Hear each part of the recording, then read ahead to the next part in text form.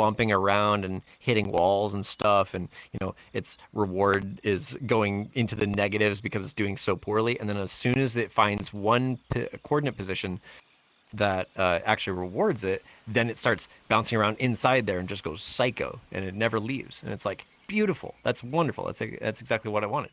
Welcome to Metaverse Degen. I'm Clyde. We have no rap today. He's having audio difficulties and his mic's not working properly. But we are here joined by our fantastic guest.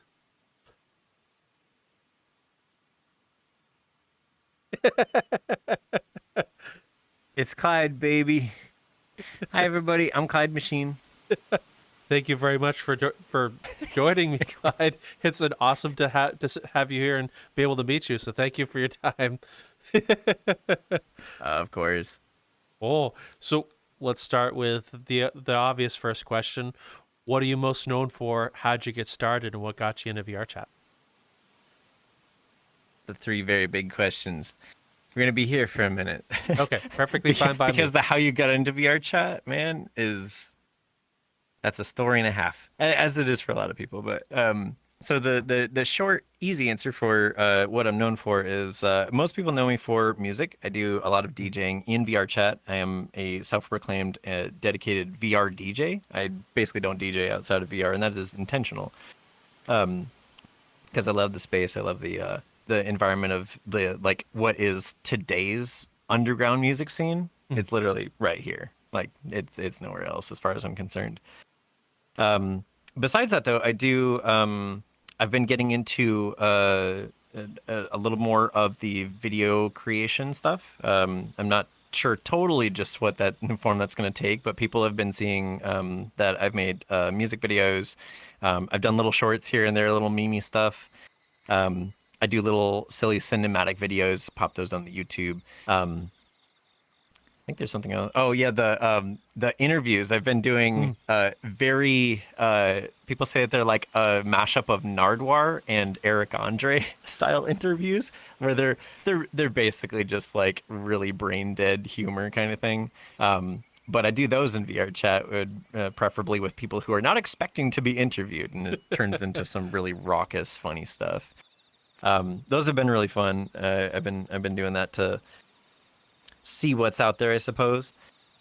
Besides that, I've also been kind of picking out a newer interest, which people have been kind of paying attention to, which is that I've been getting into racing cars, both IRL and in VR and sim racing. So I actually did a stream for an endurance race just over the weekend, which absolutely hurt my hand for reasons. Found a way to pinch a nerve in one of my fingers, and it took all of the time from last Friday until Friday, Saturday, whenever it happened to just now, for that feeling to get restored. But yeah, finished respectably in that race. But even with the bodily pains that comes with. Yeah, but what else? So there's a couple of other things that people know me for, which is like more silly stuff. But people know me about the hashtag Free Clyde thing. Should I explain that? Sure, I'd love to hear about Free Clyde.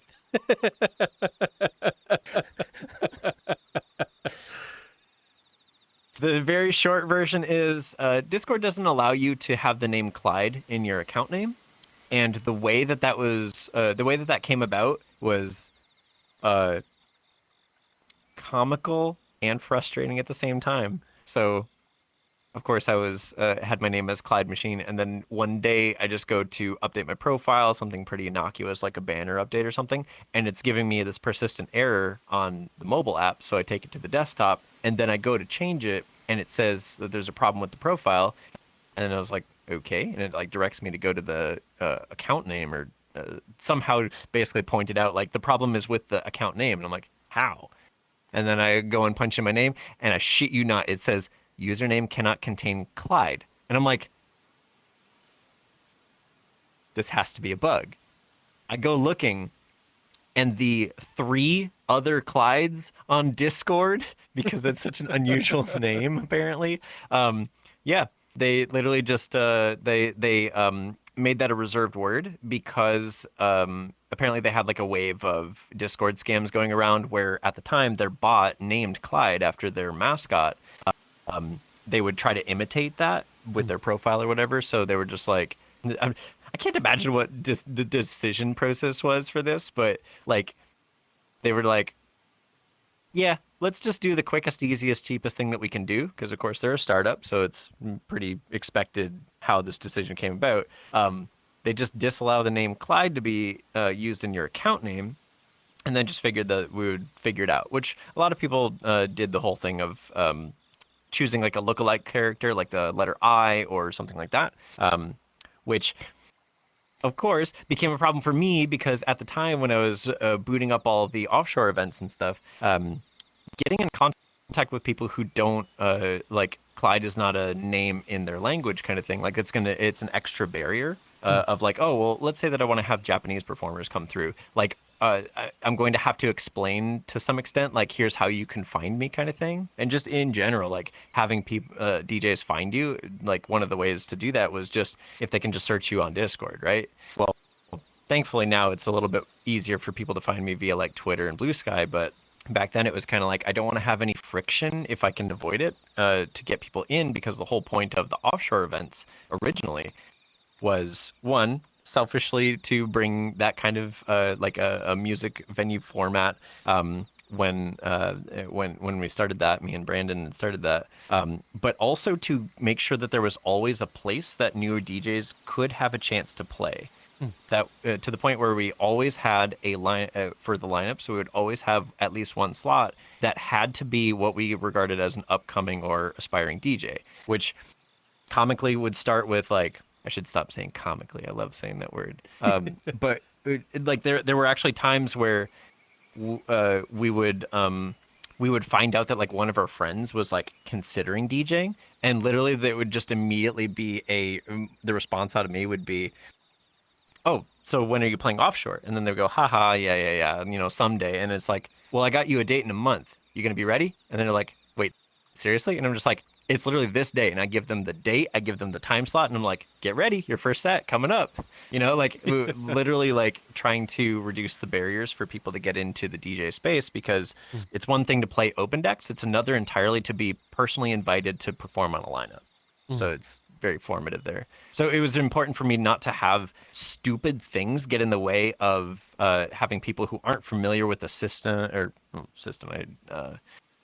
not familiar with the process by which DJs get booked in the VR space. It was like if I have to like have any difficulties with my name or any difficulties with them finding their way into the offshore like Discord or anything like that, that would just drive me up the wall. So of course I took it personal. And then I don't know what it was, but like I was just kind of hanging out one night before a show with Brandon. We were just kind of hanging out in his homeworld, and I was just like, "Hey man, give me a second. Like, sit over there, and I'm just gonna boot up OBS. I just want to do like a little silly video." And I explained to him the whole thing with the Discord naming thing. Once I found out that it was a policy change that they weren't gonna just walk back easily, because let me tell you, they got mad at me in the ticket that I opened. I was being very polite and very direct and very like, I know what's going on. I'm just asking you, like, don't do this. But I already have the name. I don't need to change it. Now I already got it. So like people know that I'm not malicious. Like I'm already complying with your campaign better than the campaign's policy will be able to achieve, right? And they like just got mad at me. They literally were like, we're basically going to like delete your account if you don't comply. And I'm just like, yeah. So of course I had to give that up. But I did the next best thing, which was maybe I could get the internet angry about it. So I made a little video that a lot of people have seen now, where I'm all just like, hey everybody, my name's Clyde. Did you know that if you're on Discord and your name's Clyde, you're not allowed to use that platform? And then I just did like a really cutesy, wholesome like video demonstration of me trying to change my name, and then it gives you the error because, let's be honest, the only people that saw it were the ones who tried to put Clyde in the account name. So it was like, okay, well now I get to share the frustration with everybody. And it turned into a thing, but not so much like I thought it would turn into like a whole bunch of like putting the power of 1,000 suns, so to speak, but very small ones from everybody pinging Discord. That of course never happened. People just loved hashtag free Clyde. And now it's like a thing. If I go to shows, if I go to cons, VR meetups, whatever, eventually somebody says hashtag free Clyde, and I'm just like hashtag free Clyde. So like the real ones know. Like so that's the like sometimes I make little silly videos. That one turned into easily my most popular video. It's dumb. Okay, I do a bunch of silly things and everybody thinks it's goofy and they all eat it up and I have super like as a super massive amount of fun doing all of it. I'm always into something, man. I'm always into something. Hmm. So, what got you into VR chat and starting all the things you said that you do between making videos, DJing? What started offshore? Just let us know the origins of everything. Yeah. So that one's so the it's a typical pandemic story. I'll say that just to make it a little bit more interesting, I'll start from the very origins and talk about a DJ named Zeal. Shout out my man Zeal. So I got to know that guy back when Jesus, let's see. Don't worry. I'm winding back the wheel of time, I'm trying to remember where all this really starts. Um so I'm a music producer, right? I get started into that in like 2012. And this is of course the peak of dubstep. The Bangarang record just come out. Everybody's talking about this Skrillex guy. I just discovered Kill the Noise and all of his crazy music and just fell in love. And I'm just like, I want to do this. I dropped my guitar, still have them thankfully, but I basically just stopped playing the guitar entirely, figured out how to get Steinberg's Cubase up. I think that was Cubase 4 as my workstation and started figuring out how to make dubstep music. Um, and during those early days, the way to get your music out there, people were starting to find out that if you get YouTube promotion channels to take your music and upload it, there wasn't any copyright issues back then, from what I can remember. If you got a big channel to support you, then you'd get noticed, you'd get invited to do a remix on somebody's EP, and then that was your pipeline into getting into a record label deal. Or that was my perspective on it. So there was this one channel that I actually don't remember what its name was. I want to say it was like Godlike Dubstep or something like that. Just one of those like funny names. They all had stupid names, honestly. And I got one song picked up by one of those channels, and of course was super jazzed because I was like, yay, somebody's taking a chance on me. And that turned out to be the guy that was running it turned out to be Zeal, who I kind of got to know a little bit back then, but like not super deep. But we used to use this site called plug.dj, which was in a weird way like a super early version of this, because it would be like you can have these little like 2D avatars. It ran in your browser. You'd get like a little video player screen, and the whole deal was you would get in the queue for the DJ booth, and then you'd get one song, and that song took the form of a YouTube link or a SoundCloud link, and then basically you just got in the chat, text chat being like, yo, get your hands up for this drop, but like with none of the fanfare that you get from VR chat or a real show for that matter. It was just like a funny, goofy little thing. And people, for some reason, it like really worked though. Like people really loved that site. And I was definitely among them. I was just as much as I could, outside of work, at work, it didn't matter. I would just have a browser open. I would just be sitting in there with the queue open, looking for an opportunity to play one of my songs. That site, I want to say it died, but in one of those ways of like it died a slow death kind of thing. So of course that disappeared. I went my separate ways from Zeal, and I don't think we ever like really talked after that. Like I got him on Facebook just because that was the primary social media for me back then. So I at least had the connection with him, but didn't talk with him for like 8 years.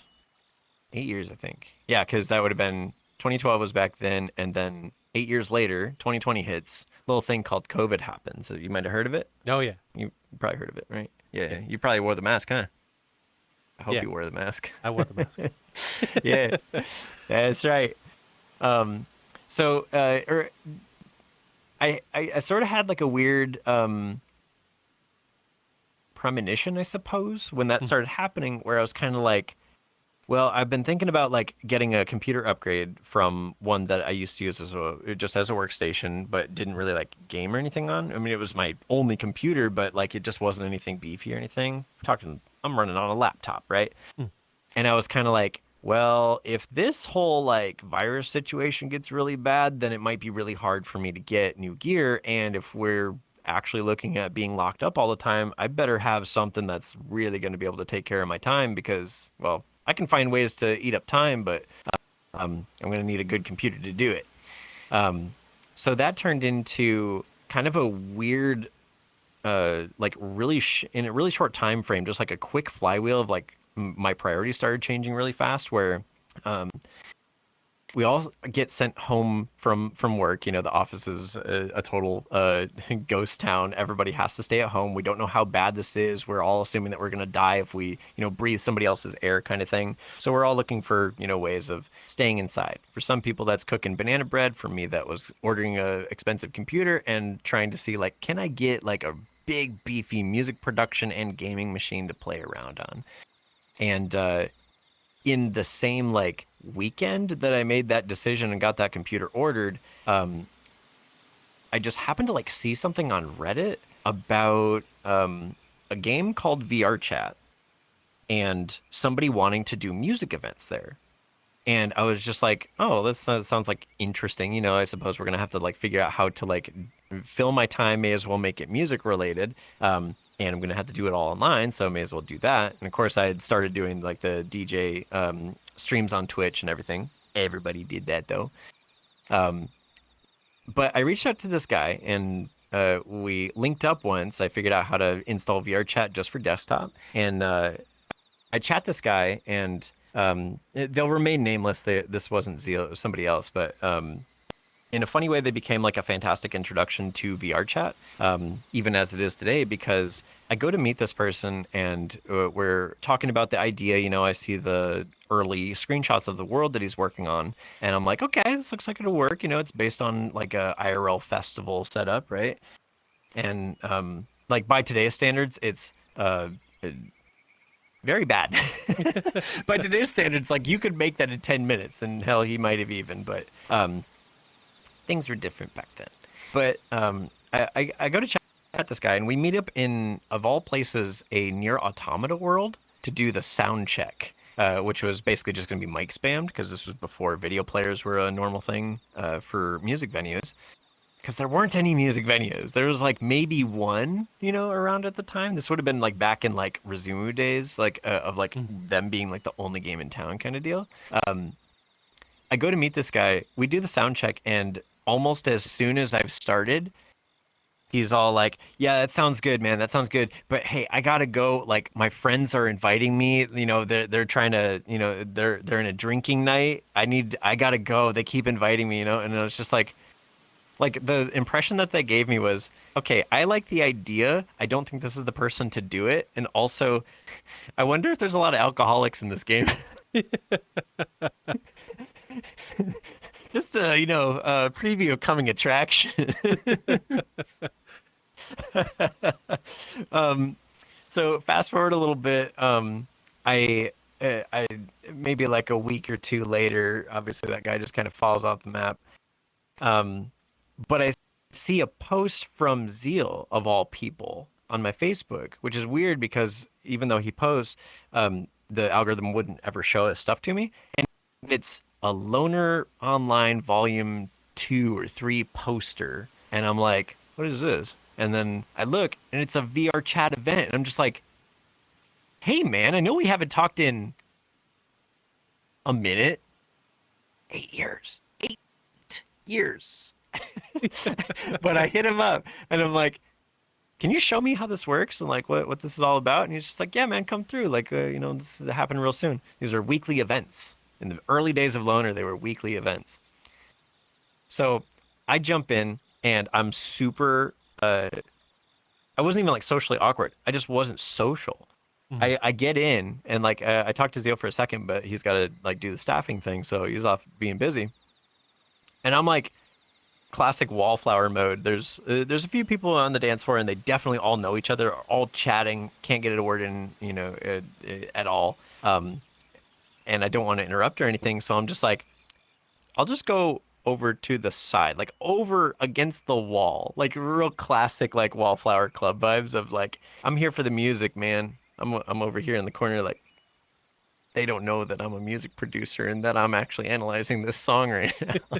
I was like that basically. But the thing that blew me away was that even though that first guy that I talked to had like the right idea about bringing music into a VR space, so that people have something better than just like a Twitch stream to watch, that the being inside the venue, even in desktop mode, was actually immersive because it like they outdid themselves with how well they modeled an actual nightclub and really built out the world and paid attention to the light show that's built in. The performers that they brought through were absolutely phenomenal. Like that was the thing that really got me too, is that the music that I was listening to was like, dude, if I went looking on SoundCloud, I wouldn't even know where like what to search to find this kind of music. And it was super like, boom, my head exploded. I was like, dude, even if I never get to play, I'm just gonna keep coming back to these just to listen, you know? So truncating a bunch of time passing, I'm chatting these guys. This is all I want to do. I'm literally just like, I just want to be around all this stuff. I get to chatting people at the next event. You know, they recognize me, and I went from never talking to anybody to, well, now at least I can talk with like half the group. And then like as it kind of wears on, it, uh, it the, I don't exactly remember how this part came about, but somehow I got involved with helping out with some of the back end of Loner, like for some of the technical stuff.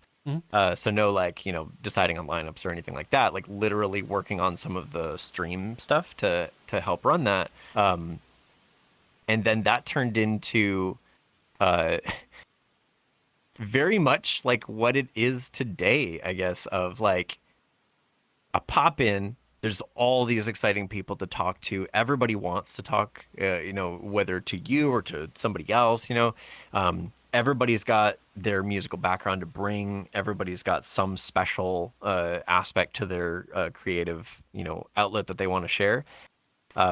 Just back then, there was like 3 clubs and all the creatives were DJs. So it was like, okay, well, we all know each other. We all know when all the events are happening. We're all going to like be around each other. So then it kind of turned into, back in those days, everybody knew each other. Everybody was friends. Everybody hung out every weekend.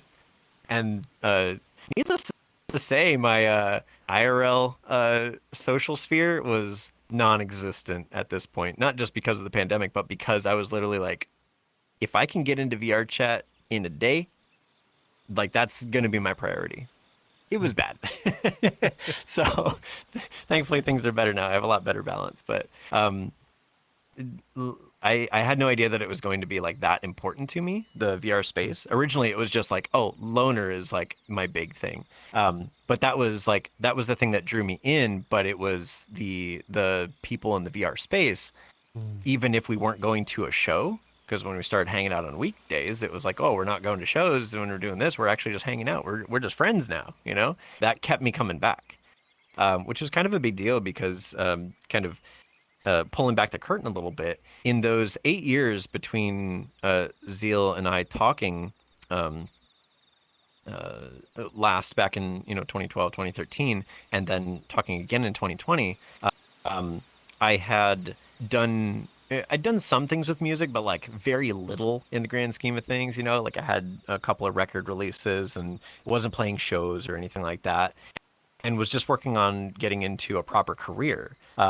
And as part of that, I really wanted to move. So I was born and raised in Michigan, and thing about Michigan is for techie people, there's not a lot to keep you there. There's not a lot to keep your interest unless you want to, like, I don't know, raise a family and risk dying in freezing rain and ice storms every winter. So I was looking for an opportunity to move to somewhere more fitting for me. So that would be, the West Coast of the U.S.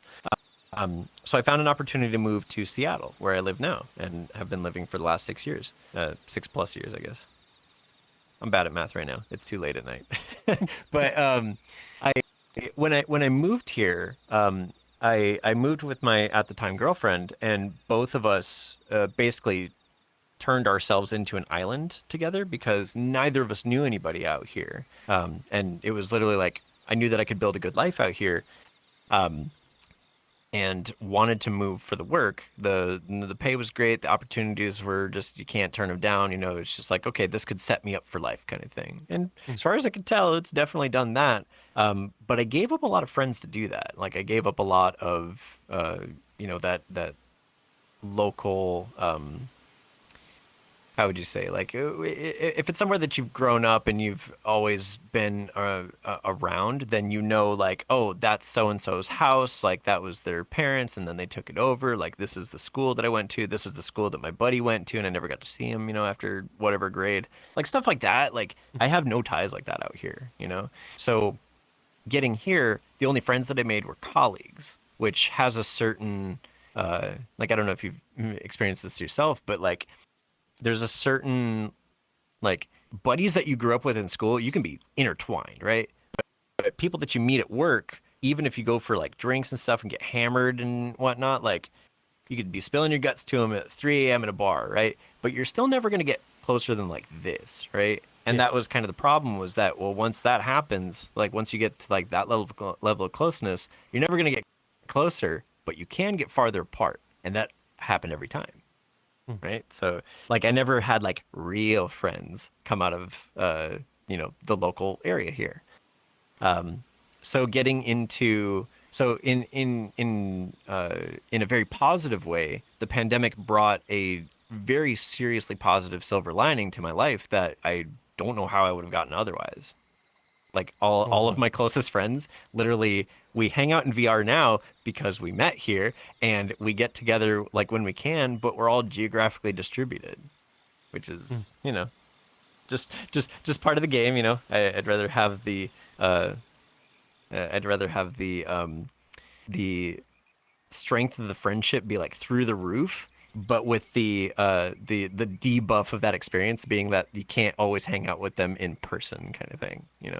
Given that versus what I had before of like you can have okay friends, but they're always there. Like anytime you want to go hang out, it's like, well, nah, I don't half-ass two things, whole ass one thing. If you know what show that's from. But, I don't. I think that's the very long but also short version of the Clyde VR history. That's how I got into the VR space, Oh, it and sounds like a I'll stop there. very unique way to get into VR chat. So I'm gonna ask a little bit on your producing history, and then also a little bit extra. How long did it take you to pick it up, and what have been some music you've made over the years?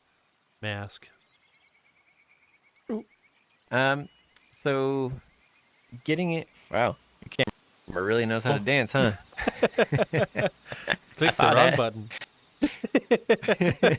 um, so for music production, since I'd been in and out of rock bands for basically the entire time of me going from middle school to high school. I was constantly in two bands minimum. It was kind of like that. So where I grew up, there was a lot of like instrumental talent as far as like if you want to do music, there was always like people to do music with, but taking it real serious, that didn't happen. Not unless you moved out. So so of course I had dreams of being like, oh, in a hot new rock band. I was super into post-hardcore bands. I wanted to do all that metalcore shit. Bullet for My Valentine was all up in my MP3 player, which of course was a PSP back in those days. The what was your MP3 player in high school? I'm gonna I judge don't you. remember the name of the MP3 player, but it was not a Zune, but it was the store brand version of. It had like 16 gigs. I maxed it out with Yeah. random Newgrounds music at the time. Newgrounds. Let's go. Yeah, I definitely get that vibe. Yeah, so like coming from the rock band background, like I was already familiar with a little bit of course, like how to record your own music. You have to learn about the benefits of multi-tracking and having your own DAW, the digital audio workstation. Um, but there was a well, all right, there we go. We got to get into like some of the spicier Clyde topics. Or not spicier, but the interesting things that don't usually come up, I suppose, is the nice way to say it. So uh, I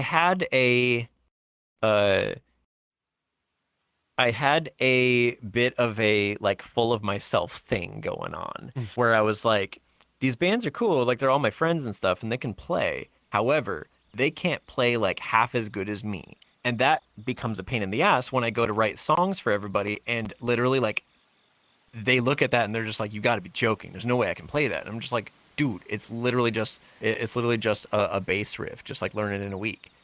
And then, it doesn't work out like that. And, the way that I approached it was incredibly inappropriate. It was Mm. offensive, right?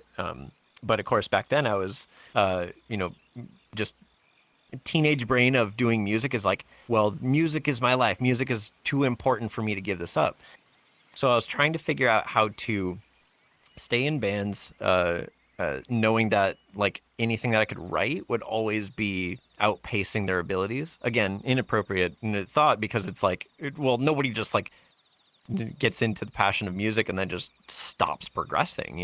They continue to work at it. So like me thinking that they wouldn't ever get to the skill level necessary to play what I was writing for them, was mean, like just by and large. But it was also pretty short sighted.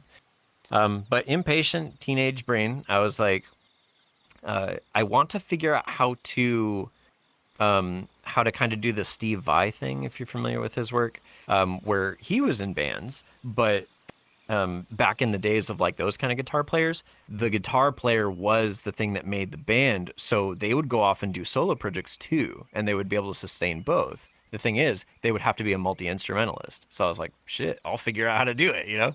So I get into the software that we're using for recording for the bands. I also use it to figure out how to use VSTs, the synth technology, basically the very simple way to look at it. But basically try to use those so that I can at least compose without having to literally buy an electric drum kit and all of that. Because I can just write into a piano roll the drum patterns that I want to play and then have it play them back, right? Just set the samples and you're good to go. So I would do that for all kinds of instruments. Once I figured out that I didn't have to stick with the usual four-piece band format, it was like, well, I can just do like synth-based music. I can literally write like movie score stuff if I get enough like orchestral sounds. So I actually started doing like all of the above. Everything I could make, I would. And then things, fell apart with the bands. I started getting into college and was way more interested in starting to build an actual career that I could sustain myself with, which music wasn't going to be, wasn't going to work out. And while I was coming to terms with that, I was like, well, I'm still not going to give it up. I'm just going to like keep working at it, on the side. And the form that took was getting into all the dubstep stuff because it was just right around the same time that I was getting out of bands. What song was it? There was some song that really, it was Earthquake by Muzzy back when he was still called Muzzy. I heard that and it was just such a crazy monstrous tune and I was just so jazzed about it. I was like, I need to figure out how to make this kind of stuff even if I can't do it professionally. I need to figure out how to do this in between classes, in between work. And it went really well as far as like getting up to speed. It took like a matter of like months, Mm. like maybe a couple of months, like over a summer basically. And I'd already like made up a whole like dubstep producer brand. I had a sound. I had a little EP that I put out and posted it to the dubstep Reddit. And of course, it in those early days, I had cracked the code somehow, and it ended up being the top voted EP for like 2 days or something. It was literally Oh like wow. all people could listen to kind of thing. And it was just so weird to because like going back and listening to it, I was just like, Man, that's straight ass. That's straight ass, man. It was bad. I don't know why they were so jazzed about it, but I think it was just because like dubstep was so new and interesting to people. Like even poorly produced stuff was still compelling in a way. So it was product of its time kind of deal. Um, so it took me like very little time to get into it. But getting to the point where I felt like I was proficient with it was a whole nother story. Like that, Mm. I don't know that that ever really actually like happened. In so much as I've never heard of anybody saying that there's a point where that happens, but usually that comes in the form of like, well, people tell them because like they're selling out tour dates. Well, that never happened for me, because my life took a different direction. But I never gave up on the music. So I ended up just kind of like trying to evolve the sound following whatever I was interested in. So over the, I'd say like first 3 or 4 years, I was total dubstep head. I wouldn't try anything else. I wouldn't move off of that. I didn't want to be a, you know, excuse me, I didn't want to just jump from one trend to the next. I was like, I'm going to stick it out. This is my jam. So it took a while before I started trying any different sounds, and then I started going into like pretty safe sounds. So going from like dubstep into like trap music, where it was like, okay, well, there's a lot of the same stuff is getting used. Just swap out some samples here and there, and follow a few different tropes if you're trying to keep with the times, kind of thing. And then you're already there.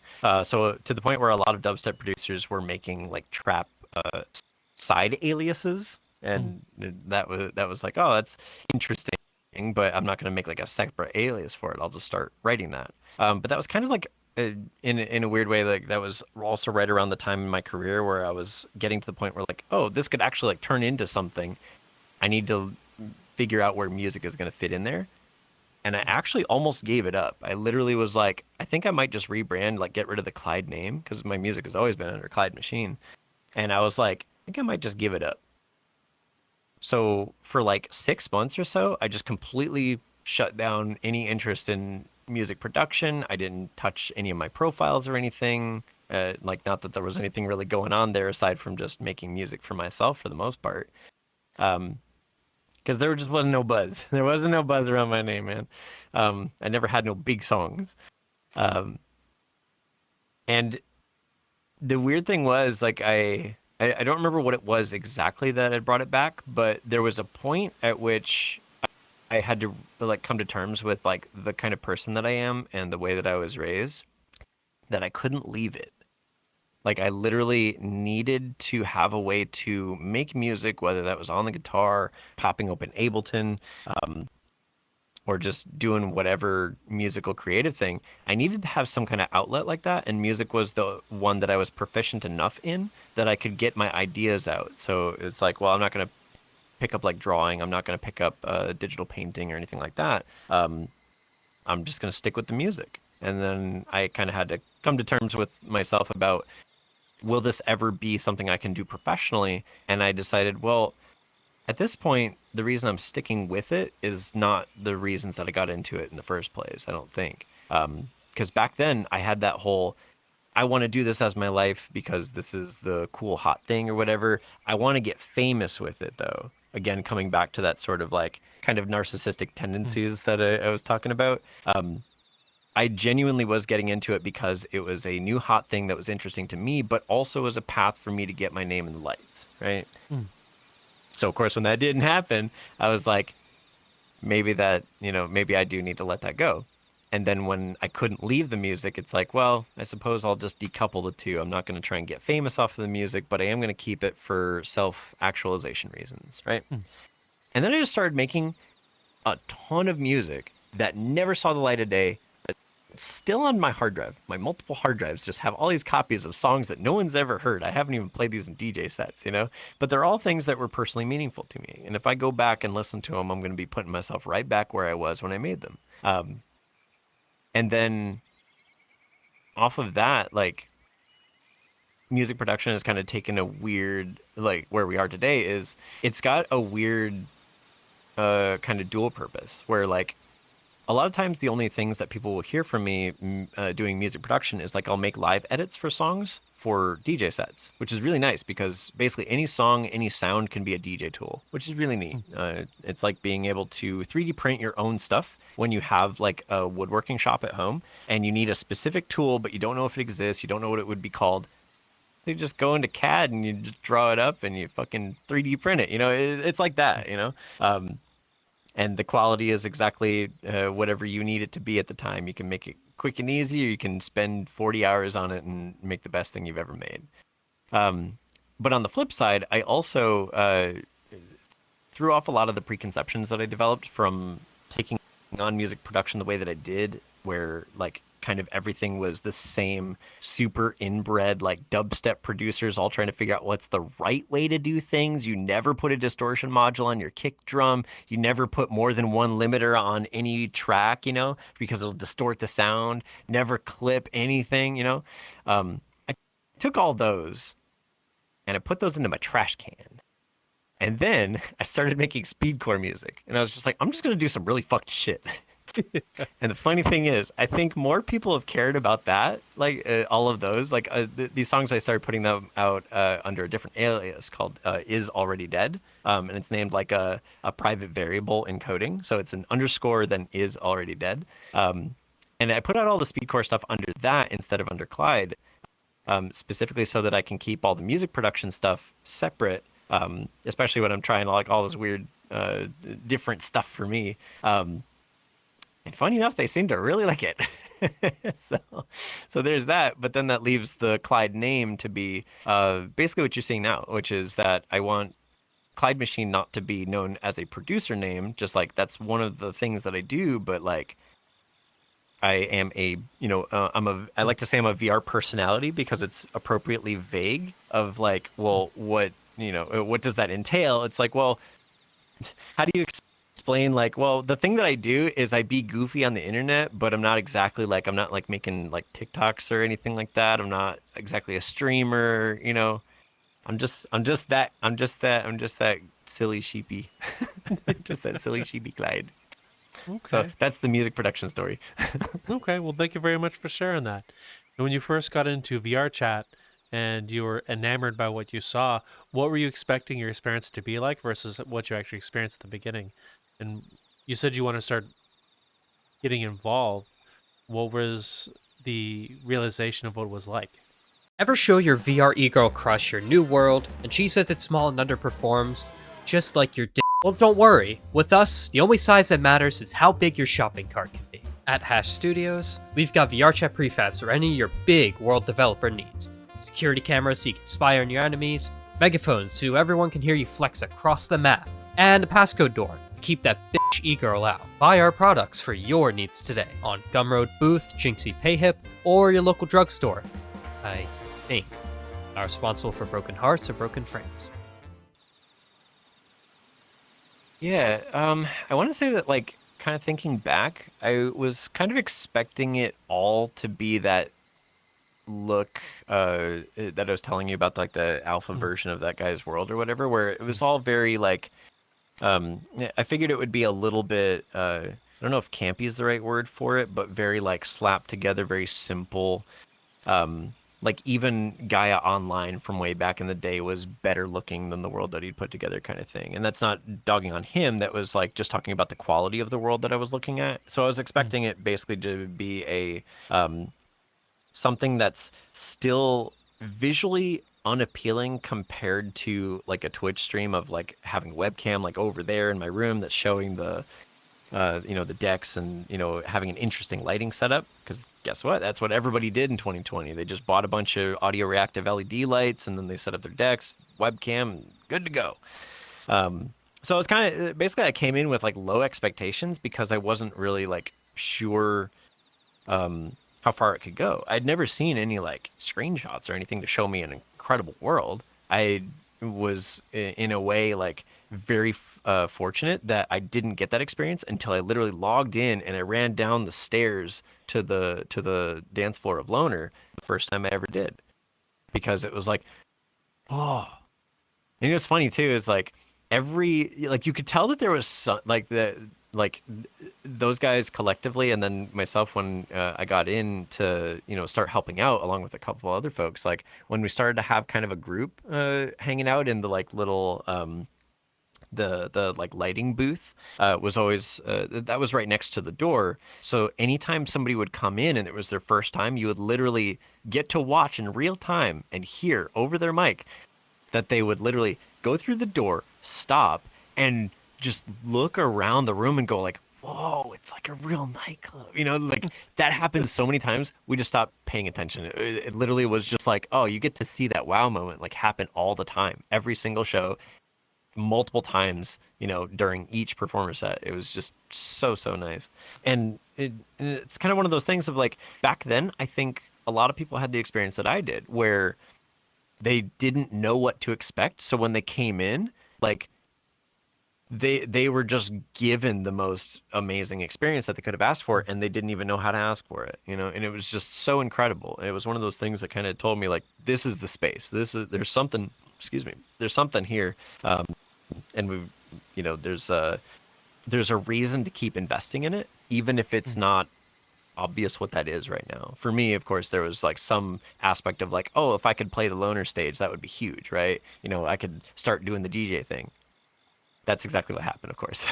But I just happened to be, excuse me, helping out at the right time when there was a lineup there was a hole in it. It was kind of like, oh, this is a little short notice, so like we need a performer kind of thing.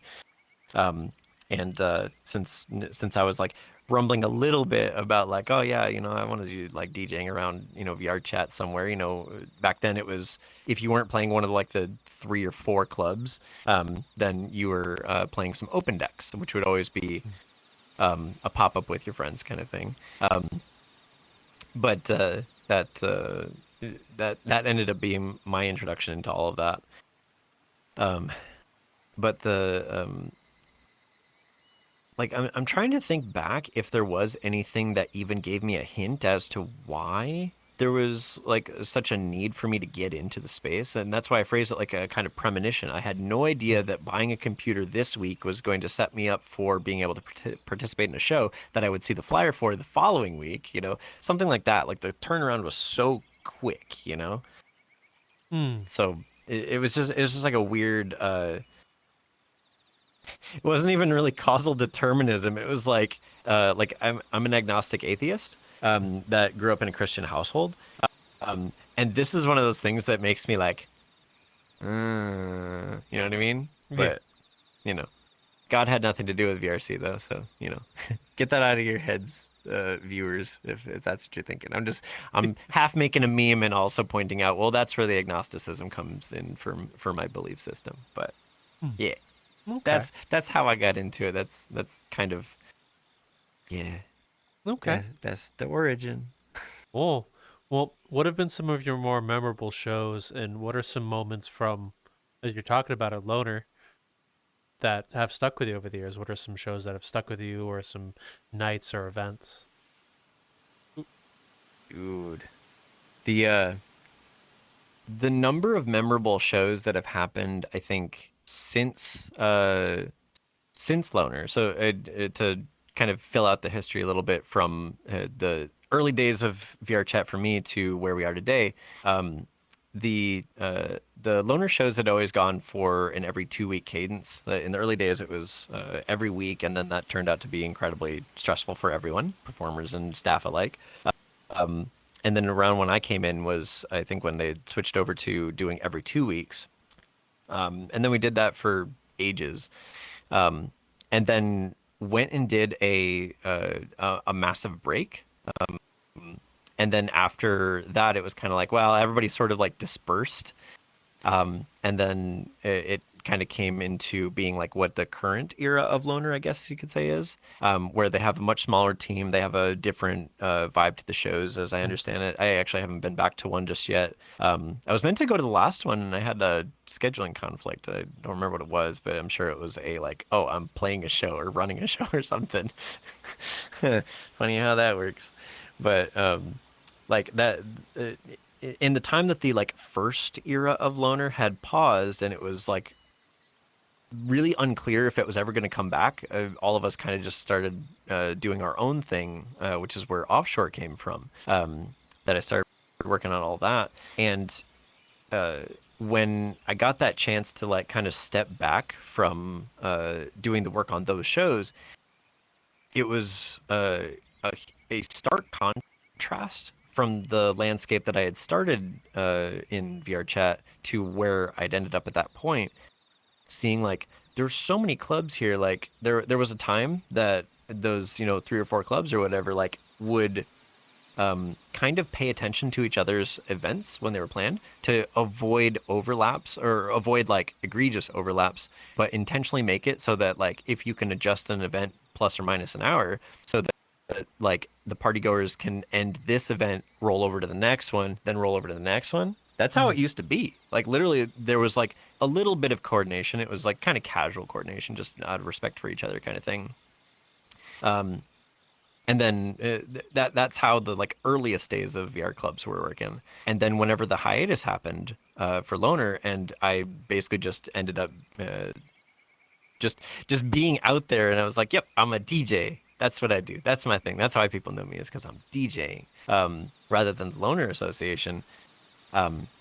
In those times, like events would happen, nobody really like paid attention exactly to like overlaps because it was just like, wow, there's only so many hours in a day, and you only get 3 days, 2 really good ones on a weekend for the global audience to enjoy. So you know, tons of clubs every Friday, tons of clubs every Saturday, some clubs every Sunday.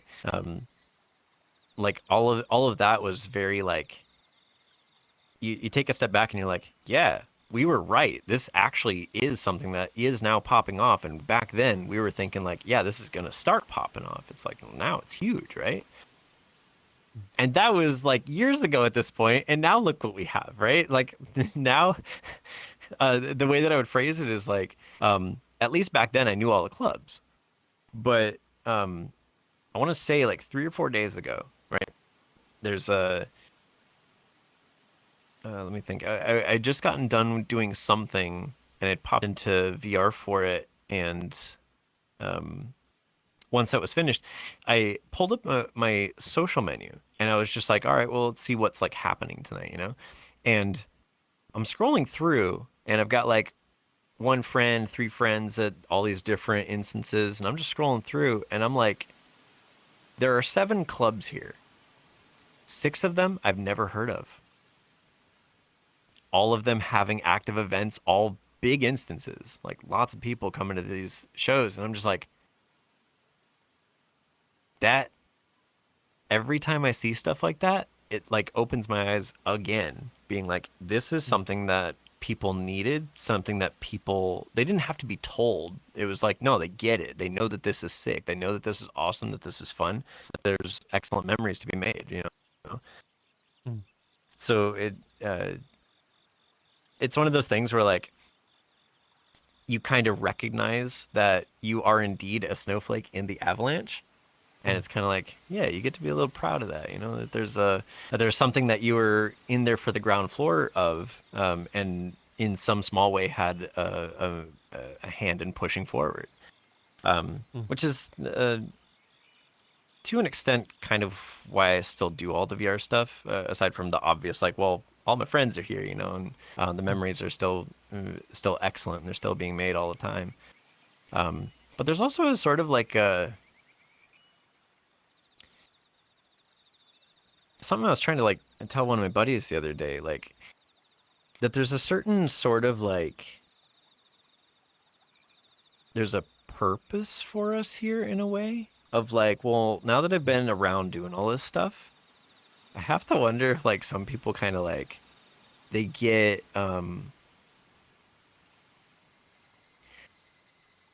like inspired or like motivated or whatever when they see people like us doing what we do, you know, just doing our interesting creative things, maybe our silly creative things, and pushing it forward and making it work in this space, you know, especially if it's one that they know that couldn't, like you tried it somewhere else and it didn't work out, so you brought it here and all of a sudden everybody loves it, you know. That's inspirational, you know. And I feel like those of us who are able to build something out of nothing like that, especially in this space, is very like you're taking a chance on a still pretty new technology, you're taking a chance on a pretty new space, and it gives you this kind of feeling of like, to an extent, some people may even depend on it, to give them hope, to give them an idea of like, that guy did it, that's pretty cool. I could do it too, because some people aren't self-starters exactly. They're not innately like leaders in that way, that they need to see somebody else doing something kind of like what they're dreaming of doing, and then they have a little bit of a template to go off of, and it makes it a lot easier for multiple people to get into it, rather than like, well, you know, if you got to pioneer it, a lot of times it's just not going to happen. So like the few of us that did pioneer what we're doing, get to add another star in the sky, I suppose. The sky in this case being the VR space. Yeah. With that sentiment, you've worked on before. A story I hear all the time from people, either on air or off air, is both the same. They went into a world, they met a person who wanted to really show them the cool thing they're working on, or maybe they're doing, or maybe they just want to give them a new experience, and they pulled them on an adventure, kind of like you going into Loner and going through that entire adventure because you wanted to go see what it was. That is a very common thing here all the time, where people want to share what they enjoy to the point of like even teaching them. You need this DG deck. Oh, you don't have the money for one? You can get one online for free. Here's that. Here's this. Here's this. Get you started. Now I'll put you on this on our Chinese stage tomorrow. What? And then off they go on some crazy adventure that leads them down to playing in a real life stage somewhere. I hear that thing from all over VRChat, from world builders to DJs and club owners, and I think that's probably VRChat's biggest thing that keeps it going and growing, is that whole need to like pull you into their thing. I think so, actually. Like you do see it. I mean, that's a very natural thing too. Of like, well, think about like some of the earliest friends that you've ever had, like the strongest friends that you ever had. There was some common interest where somebody was so excited to show you something that was sort of like the thing that you started bonding over. We just happen to have it here where it gets to be a physical, like, as much as one can do in VR anyway. They grab your hand and they drag you through a world, or drag you through a portal to, do a world hop session or something. Yeah, there's there's a lot of common threads between people's stories. And I feel like like for me, the music stuff was like the way that I got into it, but that is in and of itself a sort of template, I suppose. Like a lot of other people come into the VR space and they find the same enjoyment, they find the same love, they find the same acceptance, but with different kinds of communities. Maybe not clubs, maybe nowadays, like with the group system and everything, like maybe literal like groups, like RP groups, or I know you've spoken with a lot of those folks before. Places like the Trans Academy speaks for itself, like different spaces where people can find, I guess in a way, it's like all of these are some semblance of, you are a person who has an identity that is still getting formed, no matter what age you are, no matter what your background is. And in VR, you get all these different spaces that are, to borrow a math term, it's a different manifold altogether, where like there's in real life, if you want to present yourself as a different person, there's some messy complexities with that. If you want to try a new name, you've got the complexities of, well, how is your name used in official things, like, going to the bank, or, getting a job, that sort of thing. If you want to change your appearance, it is involved to do that, even if it's something as simple as changing your clothes. Like, you literally have to go and buy new clothes, you have to have space for it, etc. If you want to go even further than that and literally explore your like real identity, and you want to like start on estrogen or testosterone, that is a very involved thing to do, unfortunately. But of course, people still find ways, as well they should. But in VR, it gets a little bit like, some of those things are notably easier, of like, well, if you want to appear different, then you grab an avatar, right? Costs you maybe like $50 at the top end. Or even less, if you just want to try, public avatars or whatever. If you want to go to a new space and like check things out, see what's new. You simply go there, right? You just go to the instance, and then the worst that can happen is like you have awkward social interactions, which you would probably have IRL anyway if you went to do the same thing IRL of like, oh, I don't like how I've been spending my time lately. I do my work, come home, whatever, and it's just not fulfilling. I'm going to go out to a club. Or I'm going to go sign up for like an art class, or I'm going to go to a local gym and see if I can like find people to connect with. It's like, well, you're still going to have all the same difficulties, but also on top of that, depending on where you live, it can be dangerous, it can be expensive, it can be it can still have the social awkward things going on. It's like being in the VR space and having a lot of those same challenges. You have a lot different barriers, which is really nice because a lot of those are either non-existent or they're much lower. So it's a very encouraging thing for me to hear, and I think that's kind of a big thing about why I'm not to make anybody nervous. I'm not stepping away from music stuff, but I'm trying to incorporate a lot more other things that are still VR adjacent into my day. Like I mentioned, like I do all the racing stuff. I do the video content creation. I like to, and of course with the little interview videos. I'm still trying to find like a good way to teach classes in VR chat. I think that would be really neat because there's a few things that I can offer in the form of like lectures that could be uniquely beneficial to people with just the expertise that I have outside of the VR space, and bringing that in here, because to me the music stuff is really cool, but it's kind of like at this point I think a lot of people kind of know what they're going to get if they see that you're a DJ or like they know that you're at shows all the time, and that could in itself be a sort of barrier if they wanted to get to know you. It's kind of like, well, if they aren't comfortable in a club setting, they can basically never join you, right? If you're always at shows. And me, I'm at home in the rave, so like I'm not.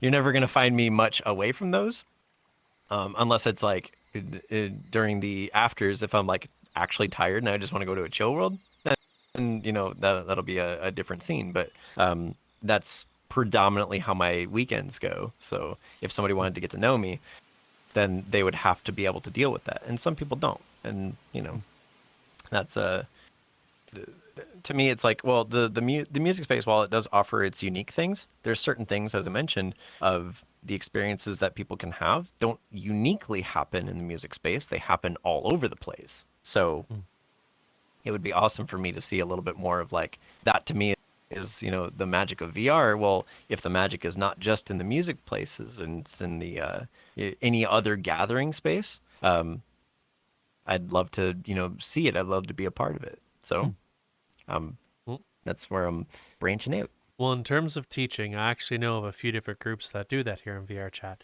For example, one of which is run by Hayatakaze, who teaches Japanese, the language Japanese, directly in VR chat. Is great, dude. She is. Hai is great. I didn't mention the vket stuff because I admit my brain goes like this sometimes. And then sometimes I miss the things. One of the things I was going to mention is that a lot of people got to know me through doing the VCAT Global Ambassador Program this last year, which I'd love to do again next year, which is basically like, originally I thought it was literally like, you're going to be a casual fellow spokesperson and like light advertisement for VCAT. And it turns out, no, it's literally that the VCAT folks wanted to... let me reach for my drink, my parched throat. They wanted to have a kind of have VCAT have more of like a community tie-in, because it's always been about the creators. It's always been about the communities that are highlighted by the VCAT platform itself. But it, from my perspective, up until the point that they started bringing in ambassadors, it was very like, what are the VCAT people doing? What are they bringing, to the space? Which is kind of fair, but it's the VR chat format, I suppose you could say. The value comes from what the users bring or what the creators bring. So like VRChat is only special because somebody made your avatar who doesn't work for VRChat. Same for the world here. Same for, a lot, basically anything that isn't the system itself, right?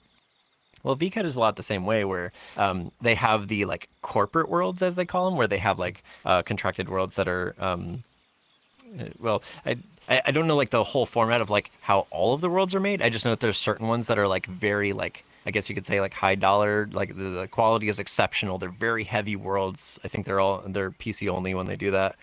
But they're very well done. They're very involved. But that's not all that it is. It's about the creators that come through. They apply to get a booth and make an interesting booth. They put a bunch of themselves into it, and then the vkit folks put all of those booths into the worlds. I think they had like 36 worlds or something insane like that for the winter one that just ended. Like they have a ton of worlds to fit all of these creators, like a view into that creator's shop, into their abilities. If they're a streamer, they get to have assigned some video samples of what they do. And it gets to be this really neat, like you go from one booth to the next and it gets to be like you get a cross section, a quick bite of all of the different cool stuff that you can find in VRChat. And seeing Haya's work, like she pulled some very excellent, like she did excellent work getting all of the 2024 summer and winter events off the ground, getting everything together. She was wonderfully helpful with all the music events that I ran. I had run 2 music events between summer and winter. And was involved with another one during the summertime for one that Corbell had put on for VCAT Live. And like just such a wonderful person. We all love Haya. It's amazing that she would do that and then also support also run the language exchange that you're talking about. Like just people like that, man. Those are a rare breed in a way, and they're exceptional. Indeed. I believe Haya runs two of those language classes a week on Sundays and Fridays, I believe, too, on top of everything else. Holy smokes. Yeah. That's crazy. Haya, get in the comments. How do you do it? Tell us your secret. How do you do it? There's also you did an interview with her some weeks ago, right? Or am I misremembering? We did. It was weeks. Yeah. I do so many of these. Every single the days just blended into one singular day. So I'm sorry, Haya, if I don't remember when exactly it happened. I'm trying to, but there's so many. But yes, we did one with Haya. Hopefully she won't hold it against a little while back. Please hold it against me. My memory is terrible. Whoa. Well, let's bounce back off to you a little bit here. You said you're also doing, actually, for the sounds of it, you've mentioned a bunch of things from the racing to the content creation. I also noticed you have some worlds uploaded. What got you started with those other things? Because I remember seeing one of your other interviews as well, and I thought it was great. I had a few chuckles. I thought it was really interesting. What got you started with all of that other stuff? Oh my god, now I need to know. Which interview was it? Yes. Was it a Slyfest one, or was it a... Oh, okay. Because there's one that I was recently reminded of, and I was just like, man, I was cringe back then. It popped into my feed. It was a recent one you did out with a few weeks ago, and it popped into my YouTube feed, and then I just kind of scrolled through the rest of yours just to see what kinds of things does he do. This is interesting. I like this, and it was just basically that. YouTube went, here's a thing similar to what you normally watch, and then it was your stuff. Nice. Thanks, YouTube. Big up. All of a sudden, I love the recommendation algorithms. I don't hate the algorithm because it's benefiting me now. I'm kidding. Also, I apologize. I forgot the question, and it also occurs to me that earlier you asked a question. I didn't even answer it. Sorry about that. Oh, it's okay. If I forgot the question too, so don't worry. I got so interested in what you were saying. It's gone. But the question I did recently asked was, with the other stuff you're working on, the content creation, the racing, as well as the worlds you've uploaded too, what got you started in each of those other avenues, and what have you learned by doing them? Oh, yeah. I think all of the things that got me into those are all pretty different. I don't know if I'll be able to give like a very general answer to, for brevity of time. But I'm a very curious person in both the ways that that can be taken. I'm strange, and I love to dig into new stuff. I mean, that's what got me in here. That's what keeps me. That's what keeps me going. It's what keeps me interested. It's what keeps me working the work that I do, because you have to constantly be learning.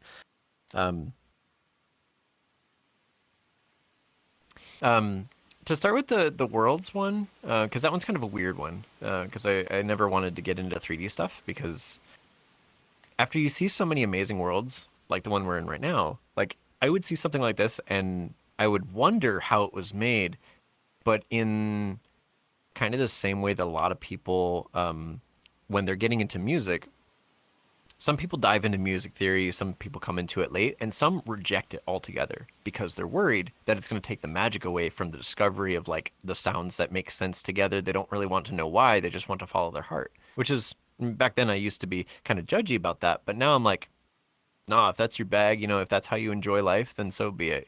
Some of the most amazing musicians in history didn't know music theory. I mean, in the early days when people were first discovering how sound waves work together on a musical instrument, they didn't know theory. There wasn't theory defined. It's a convention of names, right? Like if you can't read sheet music, you still can play an instrument. You just have to use your ears and figure it out, right?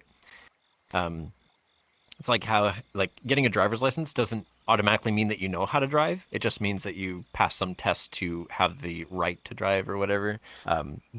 Yeah.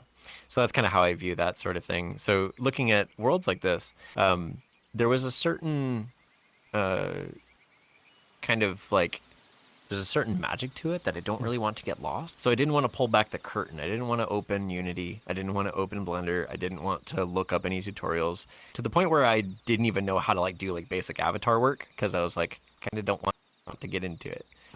There was a component too that, because of my curious curious personality, I would spend too much time doing other stuff, which at the time was always like work related stuff. So it was kind of like, well, I don't even have the time to do it, and I know that if I get started into it, my inability to like break my own concentration would just have me going like, wait, what does this do? Can I do this? Can I do this? And I would do that for hours and hours every night, and I was like, that would be very bad, because I'll it'll start impacting the rest of my life. So I just kind of closed the door on that very early on and said, I'm not going to touch that. So now I have a couple of worlds on my account. I guess I'll speak about kind of like the main one. Like I have a couple of like little tester ones. One I was the smallest one of them is something I'm personally kind of proud of, but hasn't really gone anywhere, which is it's just called Clyde's Machine Learning Playground, where I was like, well, the one thing that I can uniquely bring, if I did want to get into like making worlds, the one thing that I can uniquely bring is that I've been very deep into software development and machine learning for the last 8 years of my life. And I, to the point where like I have led teams of engineers at this point. Like I'm used to having junior engineers that I have to teach like best practices, that sort of thing. Taking ideas of like, if you have a business problem and you need a technical solution to it and they have no idea what the technical solution should be, I'm your guy. I'm the one who's going to be coming up with the plan, presenting it to the stakeholders, doing all the like normal, like to some boring corpo work, but in certain ways to me it's a little exciting, because you do get to see something come to life that you created, right? There's a lot of common threads between that kind of work and being in the VR space and seeing how this all grows up.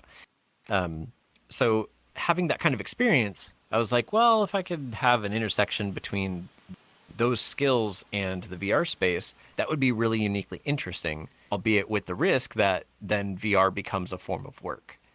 Now, I'm not sure the story has like progressed far enough for me to tell if I'm going to fall into that pitfall just yet. I know I'm the kind of person that would turn something like this into work. But I kind of said, fuck it. Let me just like try a little thing and see if I can do something that's unique to me that I haven't seen done. It probably has been done by others already, but I wanted to see if I could take a very basic a temporal difference algorithm to and implement it in a 3D environment, which of course was Unity VRChatworld, where I basically just have a cube move around in a fixed three-dimensional space and have it learn just through a reward function.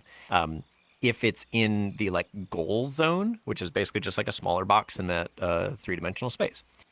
And once I got that working, I turned it into a sort of like, ooh, this could be like an interesting learning tool too for understanding how the parameters work for an algorithm like that. So I put in this massive board of just like, I don't know, like 10 or 12 different parameters. All of them are sliders, and you can see how they influence the learning rate and or like the ability for the algorithm to converge in real time.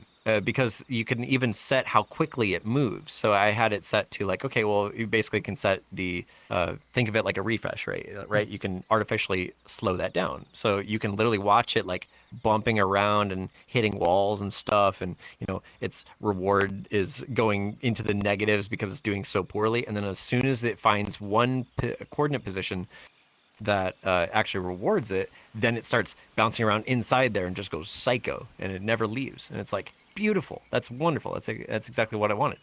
And in a way, I was like, when I was first working on it, it was just, can I prove to myself that I can do it in a way that like I haven't seen anybody else do this? Can I do this? Is this a unique thing that I'm capable of doing? Yes, I am. Then it was, could I turn this into a learning tool for others so that it could be like a sort of teaching opportunity? Turns out that at least with those sliders in it, you could. But I don't think anybody saw that world, and I didn't continue like adding. Originally, I wanted to like add multiple algorithms into the same world, so it'd be like you go up to this little exhibit, do this one, and it has an explanation for why this algorithm works the way that it does, and then go over to this one, same story, different algorithm, same format, etc., and then just continue down the line. And then I just got distracted onto working on a different world that was kind of inspired from the work on that. And lastly, off of that, I had this sort of idea of like, oh, well, this could be uniquely interesting in the way of like I could put these this algorithm in a general way as a script that you could just get from like Booth, you know, because people just sell stuff, you know. Why don't I? You know, I could put it up and literally be like, if you want a machine learning algorithm in your world to do some interesting thing, could be something in the way of like NPC pathfinding that responds to the changing environment based on like, oh, the user starts putting up walls and stuff, and now the NPC can't move around in here, but it starts learning how to like outsmart you, kind of thing. You could do something like that. And then I stopped doing that. Like I stopped continuing on that path because I ended up working on a different world, and then just kind of like, yeah, just another one of the projects that goes into the filing cabinet, never to be pulled out again. So that's how that one came about. But then maybe like the more like typical example of like somebody getting into world building. Excuse me. I worked on a little venue / race world with Jinte13. Shout out my buddy Jinte from the VRchat car community, where I wanted to have an event where it was a competitive time attack, which of course there's a bunch of racing worlds in VRchat. Most of them, from my experience, are time attack maps that Jinte had set up, where everybody competes, fighting tooth and nail to get better times on the leaderboard. I speak from experience. I've had a world record. I've had it taken from me. I've fought to get it back and failed, and I've gone through the highs and lows of that experience many a time. So the idea with this one was that, well, I've never seen anybody do a music event with racing aside from the Loner folks had put together Mid-Circuit. They've done a couple of those events, which is having a racing involved in the world with a DJ like space.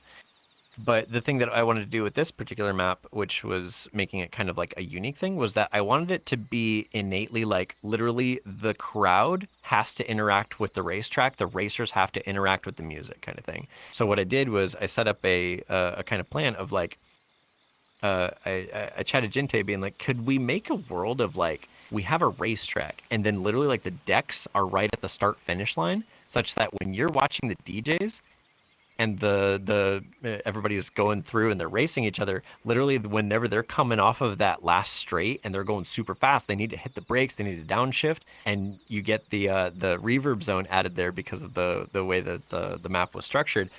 You get the most insane like sensory experience of I'm literally at a racetrack because I can hear the loud ass cars coming through go, wow, wow, wow, as they're like trying to brake to get around that first corner, while the DJ is playing and going ham. And it was like, I'll bet this could work. And there was originally I had a couple of world makers in mind to work on it, but I had some time constraints on my side, so I couldn't like reach out to them with enough lead time. And then kind of like one thing led to another, and I just happened to be out for a drive one weekend, kind of close to the event, where I was just like, I've only got like a couple of weeks to like get the shit together. And I was like, I could just make like a draft world, I guess. You know, I could come up with something, you know, because Gente would work on the cars, and I could work with him on figuring out like how to make the actual track itself. And then the rest of the world can just be, you know, pretty scenery, basically. It doesn't have to be anything crazy. But when I was out for a drive, I come across a nuclear power plant in my state that I did not know was there and knew nothing about. And I was like, I need to go and see this. So of course I pull off the freeway.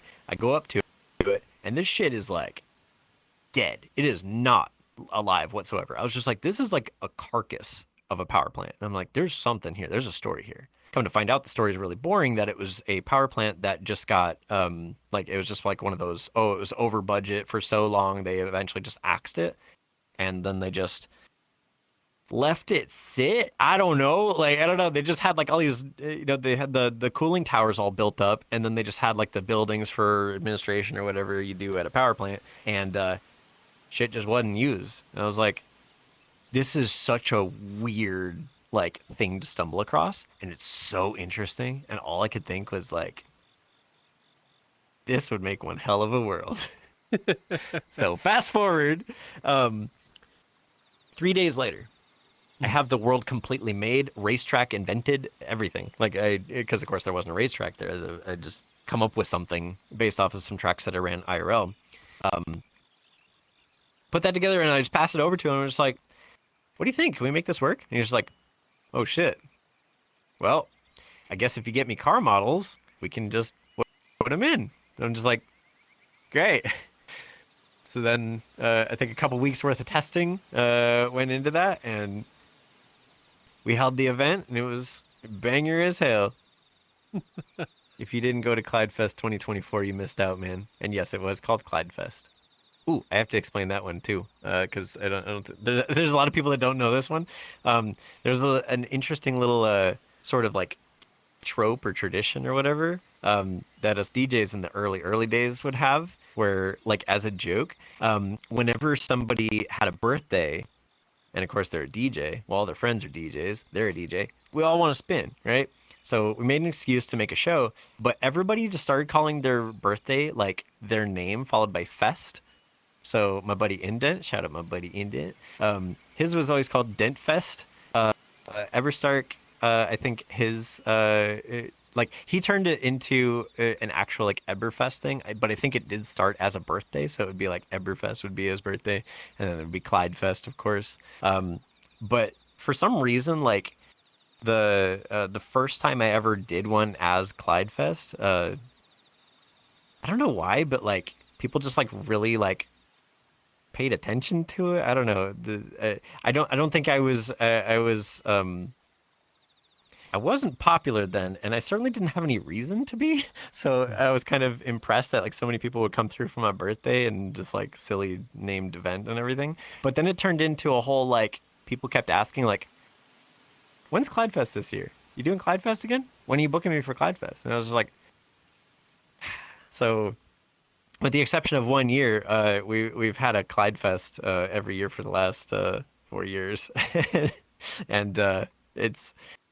I try to make it very loudly obvious that it's not a like everyone knows Slyfest, right? And it's not like it's not related to that, and it's not in the same vein as that. It's literally a meme of an event, as far as I'm concerned. And we just keep with the name because people keep asking me to do the event. I would stop doing them if people stop asking, basically. But I try to let anybody, like everybody, in on the joke because to me it's really funny, and I kind of don't want that to die. I want people to. I want there to be a AG Fest. There was never an AG Fest from a buddy AG, and he's got a birthday. AG, get in the comments. When's your birthday? I never remember when your birthday is. Brandon Fest, my buddy Brandon. Hey Brandon, when's your birthday? Hey Lion, when's your birthday? You want Lion Fest? Let's do it, man. I already got a lineup for you. Oh, really? Yeah, my DMs right now probably have a lineup already ready for you. Just whoever's like, yo, you got any shows coming up? When can I play offshore? Well, yeah, we're doing Lion Fest this year. All right. Well, I'll talk afterwards and I'll let you know. Banger. No. So that's the very long answer of how I got into world building. Fair. That's actually a pretty awesome story, to be quite honest. I think it's different and unique. And having, one question with the Clyde Fest, when you did the race cars, was it in the power plant? Oh yeah. Oh yeah. So here was the deal. Because the power plant IRL is disused, it's it's used a little bit here and there for like some like random business stuff or like training or something like that. You know, just something not exciting or notable.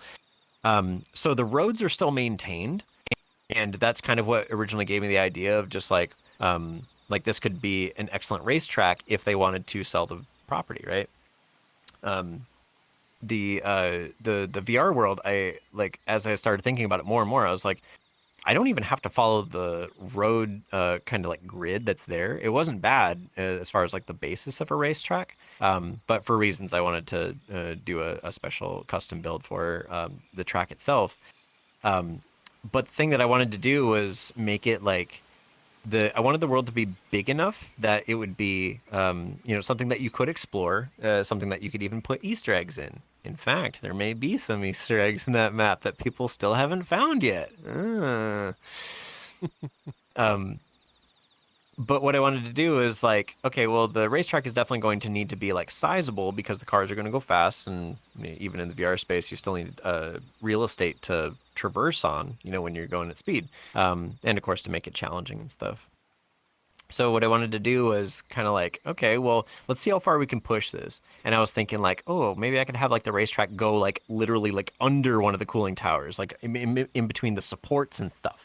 But I did want to keep some amount of realism in it, and cooling towers, they kind of have this like pit under them that rainwater collects in. So I was like, well, I'm going to put pools of water in there, and then maybe there's some stuff hidden in the pools, but I'm going to have it so that people can't go inside them. So I put up the fences and stuff like they have IRL. And then I just had the racetrack kind of like follow those. So it like loops around one tower, goes behind the buildings over here. It goes like straight towards one of the cooling towers. And then like you have to do a hard turn. Otherwise you absolutely kill yourself at it, like right at the supports. So like I wanted to have the track like sort of interacting with the world a little bit, being like whenever you come up over one of these little hills and you just see this tower like coming at you just over the hill, and you know that you have to brake at a certain point or you're just going to absolutely die, like that's intentional. Like it was literally made with the intent that like when you're going this way, you're going to be experiencing some of the map that if you just show up for the show, you're basically going to stay in one of the warehouses where the decks are and stuff, and there's no incentive to move because, well, you can see everything. The buildings are larger than life, the towers are larger than life, you're going to see the forest and everything. There's not like a need to explore, and if it's a big map, well, you want to stay with your friends, so like you're not going to fly around too much because then you can't talk with anybody. But that's where kind of like where the cars sort of helped, and the placement of the track would let you like explore the map a little bit. And I think that like kind of going beyond the question a little bit, like I feel like that's part of the reason that I haven't gotten into world building more seriously than I have, because I would want to take a lot of inspiration from folks like Kai and 2TD working on the shelter world, with the amount of like attention that's given to the world. And like in the early days, as I understand it, there was a decent amount of lore that would go into it as well, like why shelter has to be in a in the the chemical labs that definitely don't exist under LA. You know why you have to take the interesting path to get down there. I would love to like if I was going to be getting into world building, I would want to actually world build. Deep on the lore, everything has a reason for it being placed the way that it does, and the amount of detail that I would want to put into the world, I don't yet have the skills to do that, and I wouldn't want to have this be something that I have to like go through somebody else to do. Maybe coming back to like part of my development as a creative, because of my early life of being a narcissist causing issues with working with others, I had to find ways of being very effective at working by myself, up to my standards. And I think as a result of that, it became really difficult. Like I spent a long time trying to figure out how to collaborate with other people. And even now, I don't do that very well with creative pursuits for, just habitual reasons, I guess. But like that's one of those things that I would absolutely just keep to myself. I would I would show it to the world when it was done, but I would make sure that it got there by my own hand and no outside involvement. And I guess that's just on some ego stuff. I don't know. It's ego, habit. Why do we do what we do? So that's yeah, that's how that come about. Okay. Well, then I'll ask this, branching off our current subject into the next one. What got you into racing as a hobby, and what is the comparison between racing in VR versus racing in real life? You wanna hit up the arcade after this? We've kind of played every arcade game like a million times. Yeah. What about the record store? They didn't get anything new in this week. Seems like there's like nothing to do. Hey kids, heard you all need a little bit of fun in your lives. What the hell are you?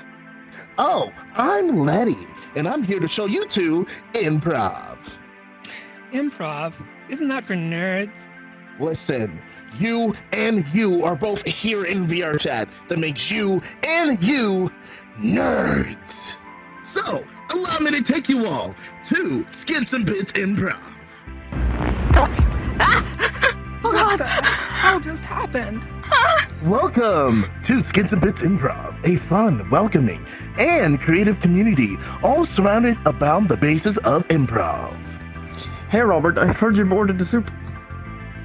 Yes, and actually, oh my god, this is so much soup! Jesus Christ! Whoa, whoa, whoa! I'm not ever gonna get used to that. I'm gonna be sick. And we host improv workshops available to all skill levels every Saturday at 6 p.m. Eastern. So come join us. Lottie, you can't be just teleporting and ruining the scene like that. Oh, don't worry, I got that covered. Allow me. No. What the hell was that? This is where we host our shows every last Saturday of each month, 6 p.m. Eastern. Check out how we perform. You have to stop doing that! Change! You have to keep doing that? And we produce our own short films, sketches, and skits. Wait, what the hell's a skit? All right. We're in a skit right now. That's right. So, come and join us, everyone. But do note that this group is meant for ages 18 years or older. So y'all little kids, get out of here. Go, bye. Sayonara, go, bye. So, what do you think about joining us for improv? You know, the existential dread of teleportation isn't really all that horrible.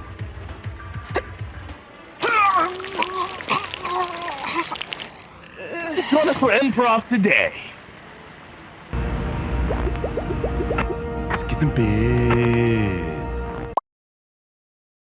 Oh, that's a really good question. I'll actually answer the second one first. That in VR, it's definitely, I'll borrow Jinte's words here.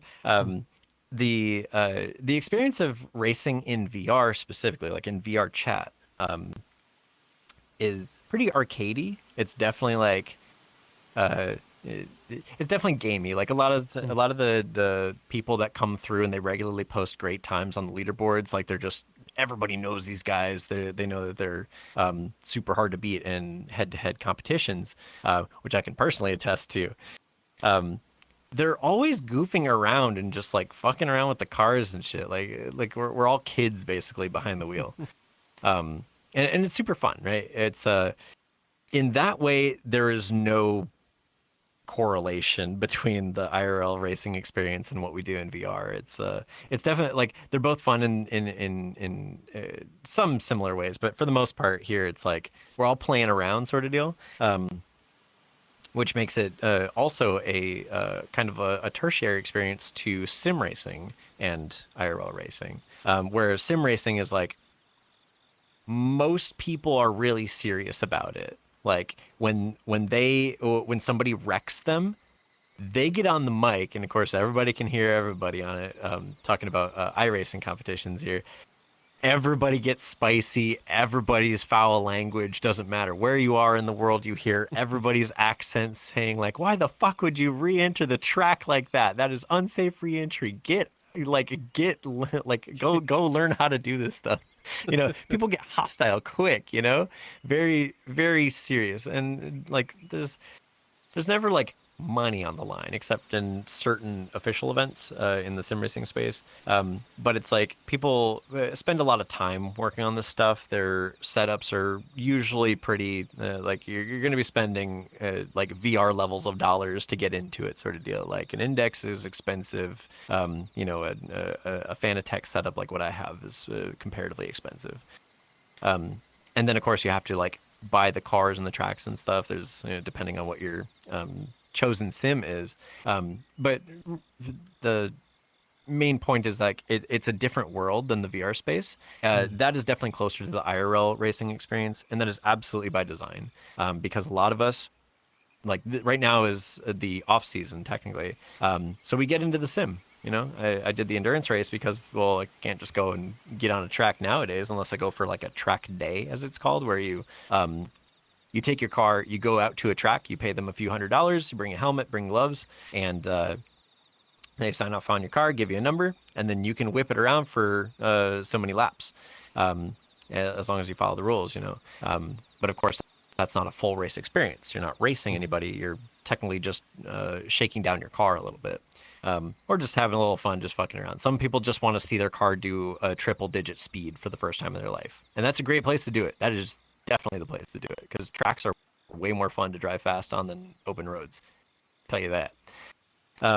But the IRL racing experience then is it's definitely a it's something that like there was nothing that really prepared me for it. I've kind of I've only done like a few races here and there. Well, I say here and there. Like in the last season, I did I think 4 races. Because it's very costly to do it. Even the way that I'm doing it, which is technically like pretty economic, it's very costly to do. So my still, I'd say, pretty early read on the IRL racing experience tells me that racing, no matter where you go, is a lot of waiting around. There's a lot of waiting around. So you gotta like chat your crew. You gotta just like chat other drivers. You're just hanging out. You're looking at other people's cars. You're just, it's in a funny way. It's like the boomer version of like fucking around in VR chat where you're just kind of like, yeah, you're just hanging out, you know? The only thing you can't do is have a beer because you gotta drive.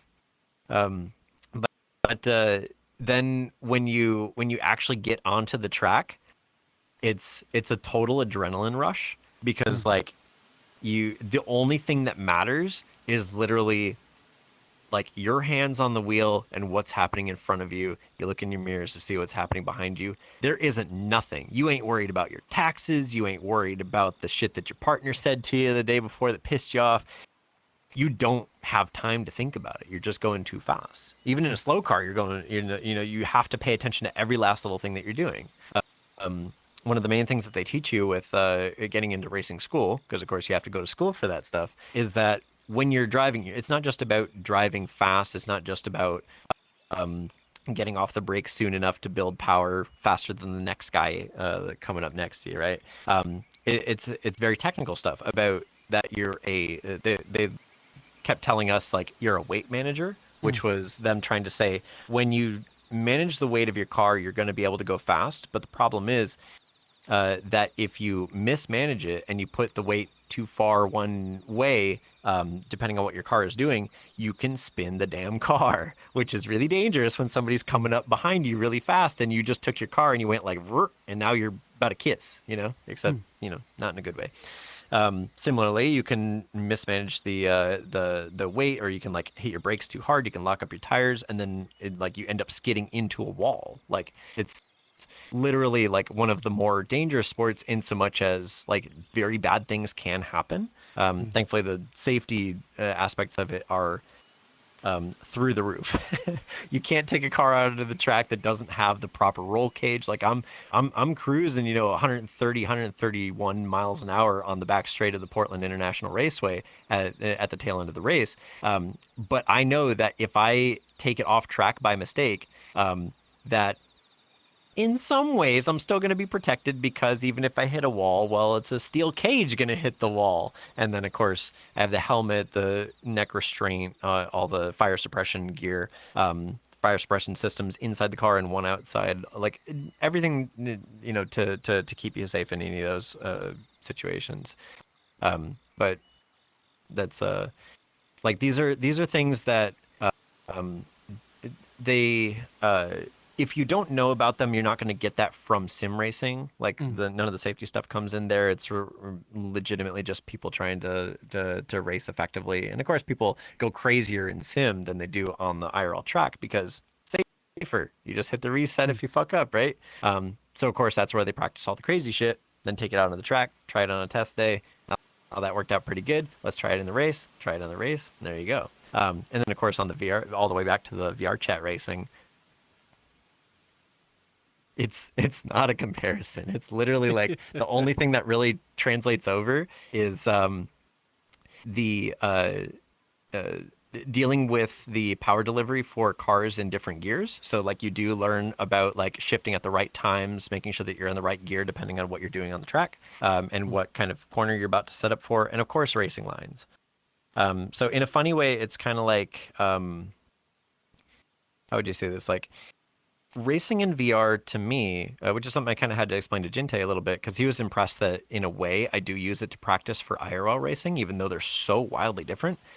But the thing that kind of made that sort of click for me a little bit was that when you are in such a simplified world like that, it's still modeled after actual racing, but it's so simplified that there's like you pay attention to different stuff, I guess. So it's like, well, let's say that you have this like arcadey version of driving, which will penalize you naturally if you're not using the racing line. So if you're like not using the whole track, or if you're in the wrong gear, or if you're setting yourself up for exiting this corner improperly or whatever.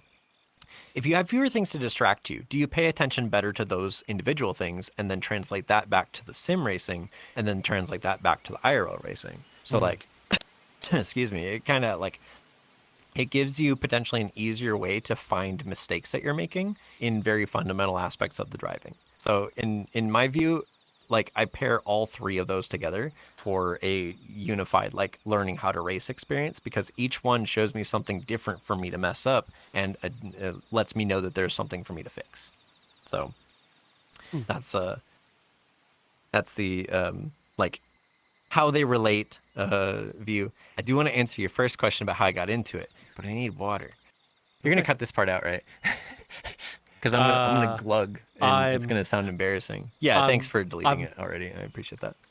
Yeah, I'm sorry to say, but we are very, very much so an unedited podcast. What was that? Couldn't hear you. You'll find out when it comes out. Oh no. I love the authenticity. I'm here for it. Yeah, well, there's some old episodes that are no longer aired because it was back when you were a broadcast style thing, where I would have like errors, like for example, VRchat would crash, or I would have body locks because I'd do some joke where one of my feet goes in there and my body goes, yep, this is the position, and I would keep those two. Well, that is a very genuine quality, and I, for one, really appreciate seeing that sort of thing. No problem. So what got you into racing? So that's going to get a very Clyde answer. So, the so I got during the pandemic, one of the other silver lining things, which wasn't, it was only like tangentially related to VR stuff, but no, actually, I take that back. It was 100% related. We're going back. We're going back. 2020. Here we go. Okay. So, I'm getting into VR. I'm taking this shit real serious. I really enjoy it. I'm always spending my time in here. My IRL housing situation was getting kind of dicey because I was spending way too much time in the headset. Once I got a headset, 2021 rolls around, and I had kind of I don't know what exactly like had prompted me to think along these lines, but basically over the holiday season, I had started planning for me to quit my job, but specifically not to take another job. I literally just wanted to take a bunch of time off, which apparently a lot of people, especially in like knowledge working techie jobs, were doing that to the point where news articles were reporting like, oh, a bunch of people are starting to quit their jobs and they're just not working. Isn't that crazy? Wow. Well, I was one of the people they were talking about apparently because I didn't read about that stuff until after I did it. But I got everything aligned. I was like, I've saved up a decent amount of money. I've got a strong investment portfolio. I have a very defensible financial profile at this point for me to lean on to just take some time to just enjoy myself, which is what I would tell everybody.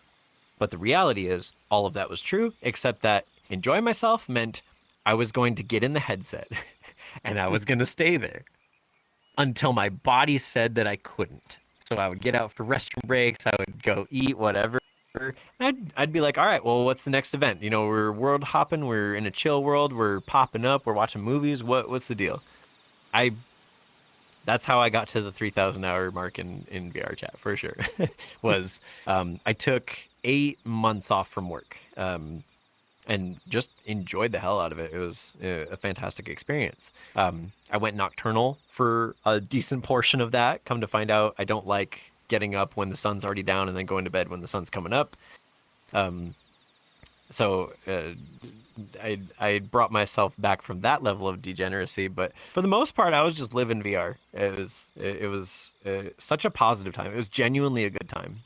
There was definitely trying to think of like I'm trying to like check myself and be objective about like, okay, well, there was like bad stuff about it, but I think the main bad thing was just that like literally just being in the headset all the time. Well, you're not really taking care of your hygiene super well because your face is just going to get all nasty from your head gasket. There's just no way around it, even if you're cleaning it regularly. Like I had these covers that I would wash. Didn't matter. Like I would have to have 10 of those, because I was just always in the headset. I would sleep in the headset too. Like I got used to sleeping in an index, which is a talent of its own. So I did that for basically until it was kind of like time for the roosters to come home to roost. And it was like, I'm going to go back into work. The company that I had previously been working for had reached out to me, which was a kind of a happy surprise because it was like right around the time that I felt like, yeah, I definitely need to get a new job. I need to go back and start supporting myself properly rather than just spending, out of the money that I've saved. And they did the most like unexpected thing that they legit just doubled my salary. And they were just like, we'll take you back, same role, different team, but we'll just give you double the money. You just come back. We won't even interview you. We know that you're good. Just come on back. And I'm like, where do I sign? So then how does this relate to the racing stuff? Well, me being enamored with cars, I decided that the good use for that money was, well, I can save a little bit more than I normally do, but I can also take a big chunk of money and I can get a really hot car. So I bought an Aston Martin DB11 with a V8. That shit. I love that car so much. I still got it 4 years later. But getting a car like that, that was my first, not new car purchase. It was my first, like, serious car purchase, I guess. Like, getting it because of the appeal of it. It's definitely something I don't need. It's something that's a mark of accomplishment of sorts, you know. It was just a special thing. It was the first fun car purchase, to put it very simply. And being objective, I didn't know what I was buying exactly. Like, yeah, it's super sexy, high price tag, incredible, you know, build materials, lots of coverage about like what it does that makes it special and everything. Sounds amazing, yada yada. And of course, they treat you really really nice when you go to get one. They kind of have to, you know. But they like overall, I didn't get until I got behind the wheel of it for a little bit. I didn't get why that is such a unique thing, and why it has the sort of like mystique that comes with it. Why power figures matter. Why the you know, the engine bay needs to be so fucking big, and why the turbos are so fucking big, and what turbos even are for. You know, like these are just things I didn't like know about. I was just like, I think cars are cool, and I like that this one looks sick and it sounds awesome. I want it, you know? So I start getting into it more, and come to find out that this was when, let me think. So this was, like, I hadn't been into F1 before, but I was trying to, like, get familiar with the brand better after I got the car. And, of course, they have an F1 team, and this was right around when F1 was doing their really big, like, not like rebrand exactly, but they did this whole thing. If you go look up some video essays about it, they did a sort of like push to try to make it like the hottest sport in the world, and they succeeded in that, where they like grew their viewership like insanely because of doing some like they did some like techie partnerships and stuff to try to get like cameras as close to the action as possible right on the cars, get all the telemetry live, being able to do like predictions of like, oh, if they do this thing, then, you know, they're gonna win the race, or they're gonna get fastest lap or whatever. And it just made the sport go from, as I understand it, kind of an older person's sport, because the only people that would be interested in it were the ones that could afford to go to the races and stuff. I'm not totally sure what the deal was with the demographics there, but it turned into like, well, even you probably know what like F1 is and like who's driving and stuff. You've heard of Verstappen's name, you know that he wins all these fucking races, right? Right. I know of F1, but I don't know the name Verstappen. Man, you're gonna see some great memes after this one. Then people are gonna send you great memes about Max Verstappen. Basically, just a superstar driver. But the marketing around it though has been so phenomenal, and like the positioning of it has been so phenomenal that everyone seems, at least from my perspective, before I even got into racing, everybody seemed to know about F1 more than me, and I was just like, but I'm the one who's trying to get into the racing stuff. So it was like a very impressive shift of like, oh, this went from being something that I heard about a long time ago and never once looked into, to people actually know the drivers, they care about what they're doing. Every Sunday I wake up and like people are talking shit about some driver doing something that they didn't like, you know? And it's like, okay, this is reminding me of like when I grew up in the Midwest, and everybody cares about football. And of course I never cared about no sport ball. So like they would say some names and I would recognize the names as footballers, and then I would just tune it out. You know, it was like that level of prevalence kind of thing. Just, oh, it's always around. There's always something going on. So I was starting to like be one of those people that would get into that, and I was starting to follow the racing season. And the more that I looked into it, the more I was just like, dude, like what would I have to do to drive fast and do it in a way that isn't going to kill me or anybody else, you know? So I started looking into like track days. Funny enough, my neighbor had just happened to like chat me whenever I took delivery of the car. He was just like, you need to take this to a track, if only to save yourself from ever doing anything stupid on the public roads, because you know you're going to want to take this thing fast. It goes fast. You're going to want to push it. Do it somewhere safe. Like learn what the limits of your car are, and then you'll be good to go, you know? And that turned out to be a very sensible recommendation, because I went from just doing like a day they call it a high performance day experience or something like that. Basically like a HPDE, where you basically just take your car out, you take it out on the track, you learn some sort of advanced driving techniques, but basically you just learn how to do more than driving school taught you. And then I went from that to actual racing school, where it was like, okay, well now you're taking it a step further where you're saying, I want to do motorsports. Now you need to learn different skills. You need to get into a car that isn't your own, which for us was basically just put us in a fleet of GR86s, if you know what those are. Very well handling cars, but with low power. So it's like you can fuck around, you can have some fun, you can do it without putting anybody in harm's way, and certainly not yourself. And that turned into like, could I actually go and race cars? Short answer about F1 is no. You have to start. You have to start racing at like literally single-digit ages. Like Max Verstappen, I think, started at age 5 doing karting and competing all his life until, you know, where he's at now, where he's, you know, mid-20s or something. So that's specifically F1. That's a very European thing. In America, of course, we have NASCAR as like a huge racing thing, but there's also a decent-sized GT racing scene, which is the kind of cars that I like to drive. The track for me to race professionally ever, if I can get there before I age out, basically, would be in GT racing and like racing endurance competitions, that sort of thing. So I ended up like going through all of that, because the track day and the racing school were held at the same track. And when I got there to do the track day, come to find out that specific racing school is actually known like internationally for being one of the best racing schools, because the guy who runs it was literally like a Le Mans professional race like winner. And I'm like, Wow. what the fuck? There's just like just randomly a superstar, like historically known like guy literally has like a movie made about him. Like driver who just happens to have a racing school like an hour away from my house. Like, this is perfect, you know, like this is so sick. So of course it just turned into like, oh, there's just so few barriers for me to get into this at this point. Like I just got to try it. And then that turned into what you have now. They call me Speedy Sheepy.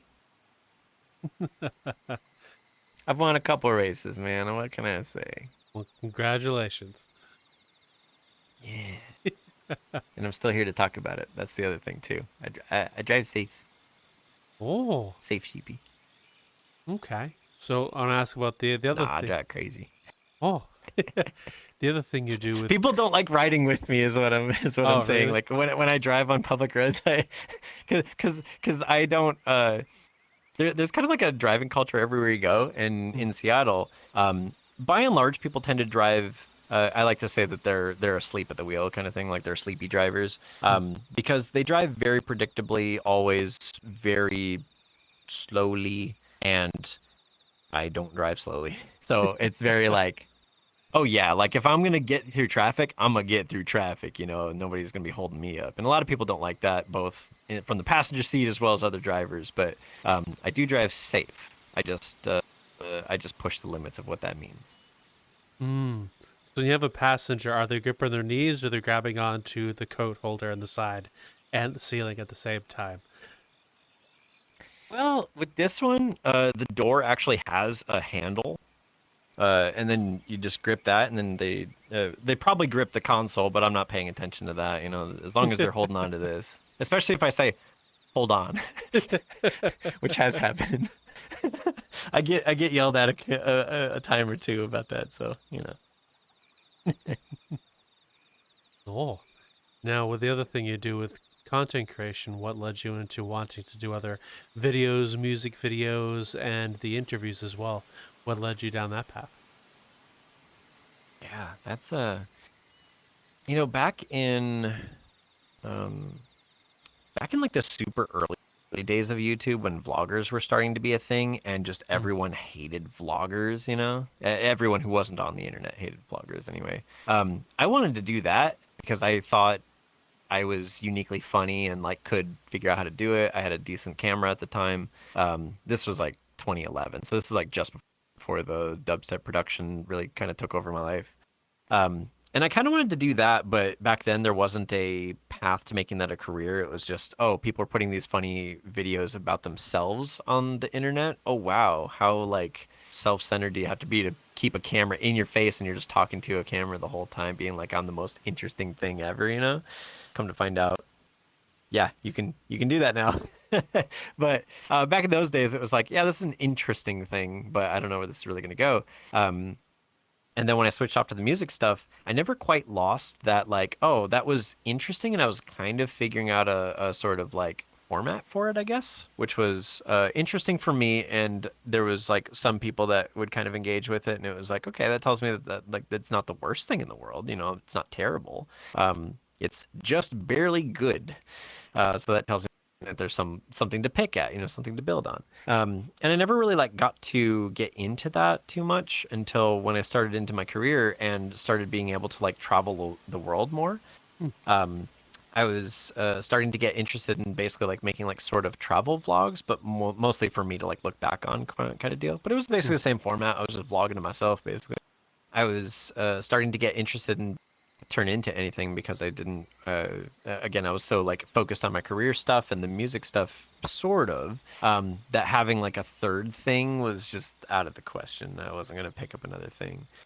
But then getting into the VR space, I'm not sure if there was any like one thing that really got me into it, but it was kind of like that feeling of there were certain shows that I would play because, of course, it also started with the DJ shows. There were certain sets that I would play, and when I would think back on them, and I started like kind of noticing that I was starting to forget little details of like, oh, there was this one person that used to always come around to the shows, and they don't come around anymore. What was their name? You know, like I remember what they looked like mostly, and I was kind of thinking like, wait, wow, you know, when you really think back, like it's easy to forget stuff like that. And even for the people that actually saw the set, back in those days, like if you could have like a 35 person instance, well, only 35 people, not including yourself, saw that set, you know? So over time, well, people aren't going to remember those unless you keep going, right? So I was like, I could at the very least like archive those. So I started paying attention more to how I recorded those and at least got like a recording of like the visuals plus the mix on YouTube. And then I started trying to do a little bit more of this where like I just had the camera up and then try to give like a POV of what happened in the world at the time. Because that was something that we really enjoyed being able to retain after all of the loner events. Was that you could get the in-world POV from the stream that we would do.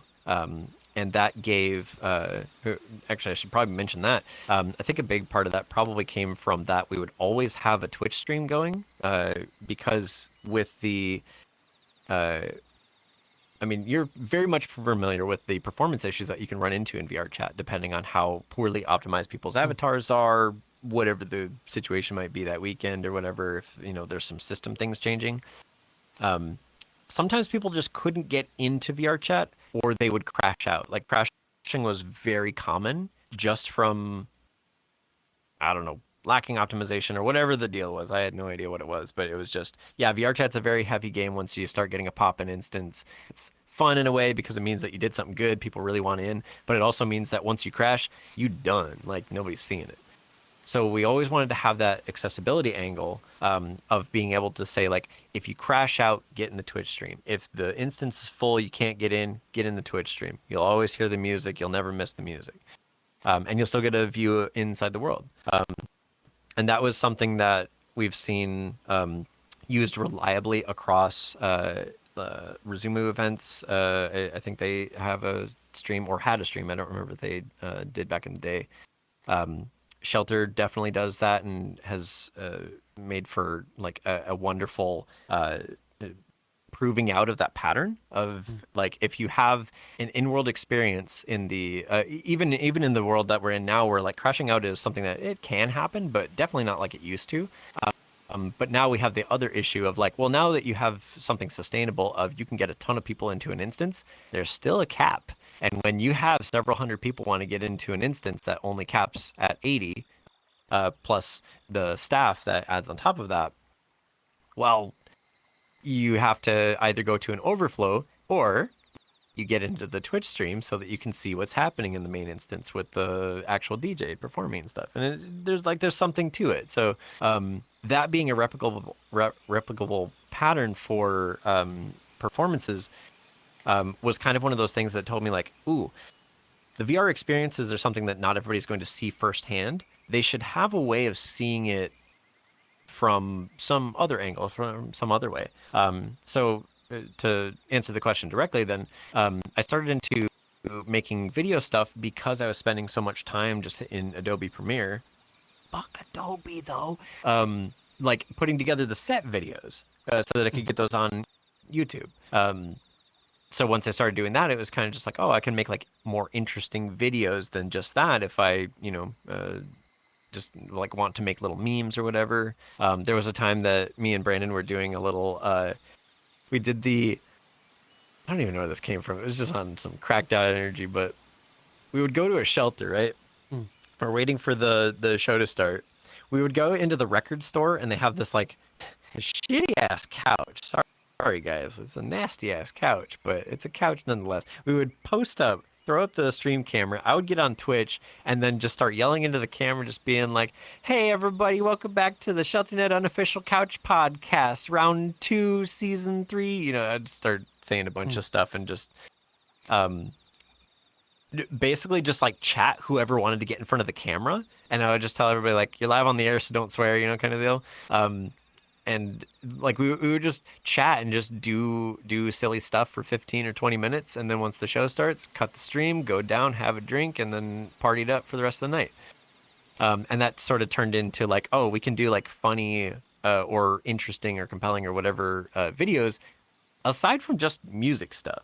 Now that's still of course music adjacent, but the idea was, well, that basically turned into Clyde Interviews VR Chat. So I intend to continue to do those silly videos, but I'm also trying some other stuff. Like I did sort of like shorts creation a little bit, but there's something about that that's not like, there's a lot of people that do those really well, and I just don't see myself like putting out content at that like quality level. So like you're not going to see Clyde on TikTok anytime soon. So there's that. I like to do these little cinematic things though. Shout out to DX. Whenever they came out with that camera path prefab, I bought that so fast and just immediately figured out like, okay, how can I use this thing? Have you used camera path before? I've played around with it, yes. Or do you know what it is? I know what it is, and I played around. Yeah, so for sure. So like working with that was starting to get me into like, oh, now I have like extra tools that I can use for making videos, and that gives me more ideas of what I can do, because now the sort of like fog of uncertainty or unawareness about like what you can do in the world starts to expand when you get better tools, right? Like not everything looks like a nail. Once you have instead of a hammer, you also have a saw or a microscope or whatever other tools you could possibly want.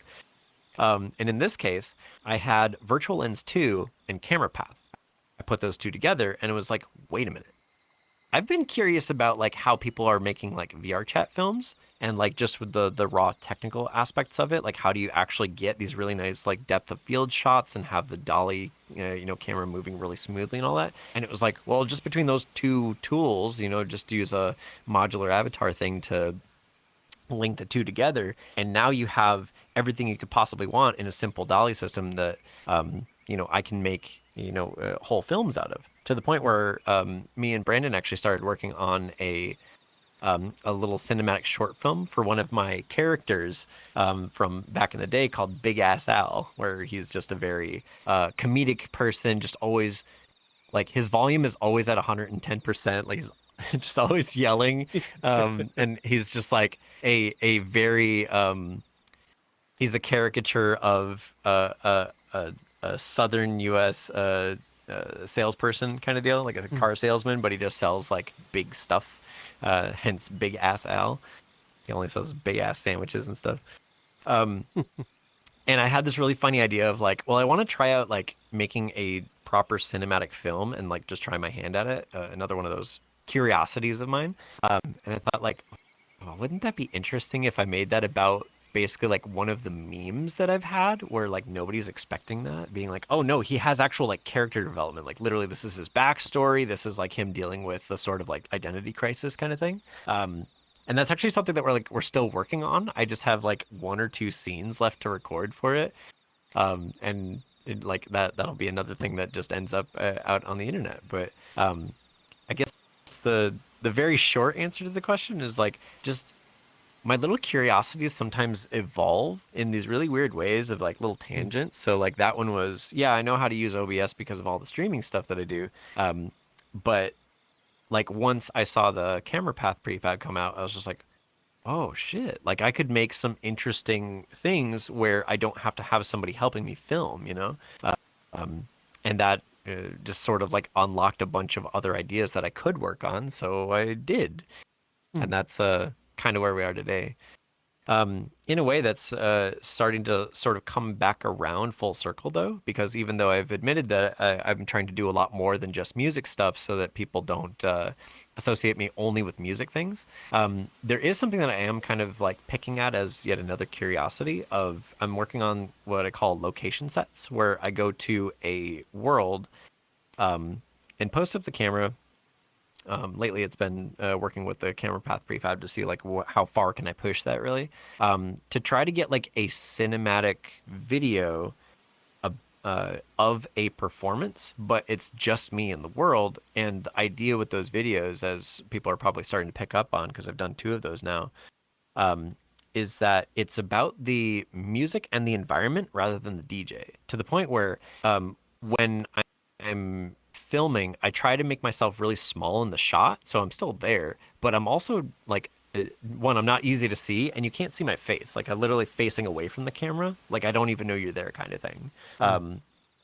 And then like that's something that I'm still working on. I have the next one ready to go, and it is definitely pushing the boundaries of like what I've done in the past with those. To the point where I'm thinking that these might even turn into something more of like I've been kind of thinking them as like art sets, where instead of like it's, of course I always play like all my like dance music shit, right? But it doesn't have to be, right? It can be literally any kind of music that I listen to. So like the next one that's going to get posted, it does have a bunch of dance music in it, because that's just what I was feeling at the time. But it's got this certain like introspective section too, where you literally have to sort of like, I don't know, it's a sort of contract with the viewer of like, this is not going to be a set that you put on and you're going to sit there and watch it. It's literally like you're going to kind of zone out. You're going to watch it like a movie, but like an art film kind of thing, because the music is not going to be something you dance to. It's going to be something that you listen, and you're going to be introspective about it before the beat finally comes in, like well into the video. And I'm starting to push a little bit more of that of like, well, how do we like intersect the music that we can make in VRChat? Like, of course, we're all DJs and everything. That's like, you know, cheap and easy to do, but it doesn't have to be. Suppose we tried to tell a story more with the sets that we do, the location that it's recorded in, and the manner in which it's recorded. So that's kind of like just like the latest view of how I got into the video creation stuff, and like kind of where it's going right now. There's a lot more for us to do in this space, I think, and that's what I'm kind of trying to push with that. So we'll see how that goes. So what have been some of your favorite projects you've worked on in terms of all your videos and stuff as well, may I ask? Maybe using this AI would be fun. Hello, user. You appear to be searching for the Metaverse Degen. Oh, great. I think it's broken. You know the link. Just look at metaversedegen.card.co. There should be something over there for you to enjoy. Lion and Raptor. Consume content. Join the cult. Did it just say cult? Okay. Yeah, nope, we're cutting this before this gets weird. Just go to the link. You know it's right down there somewhere. All right. Bye.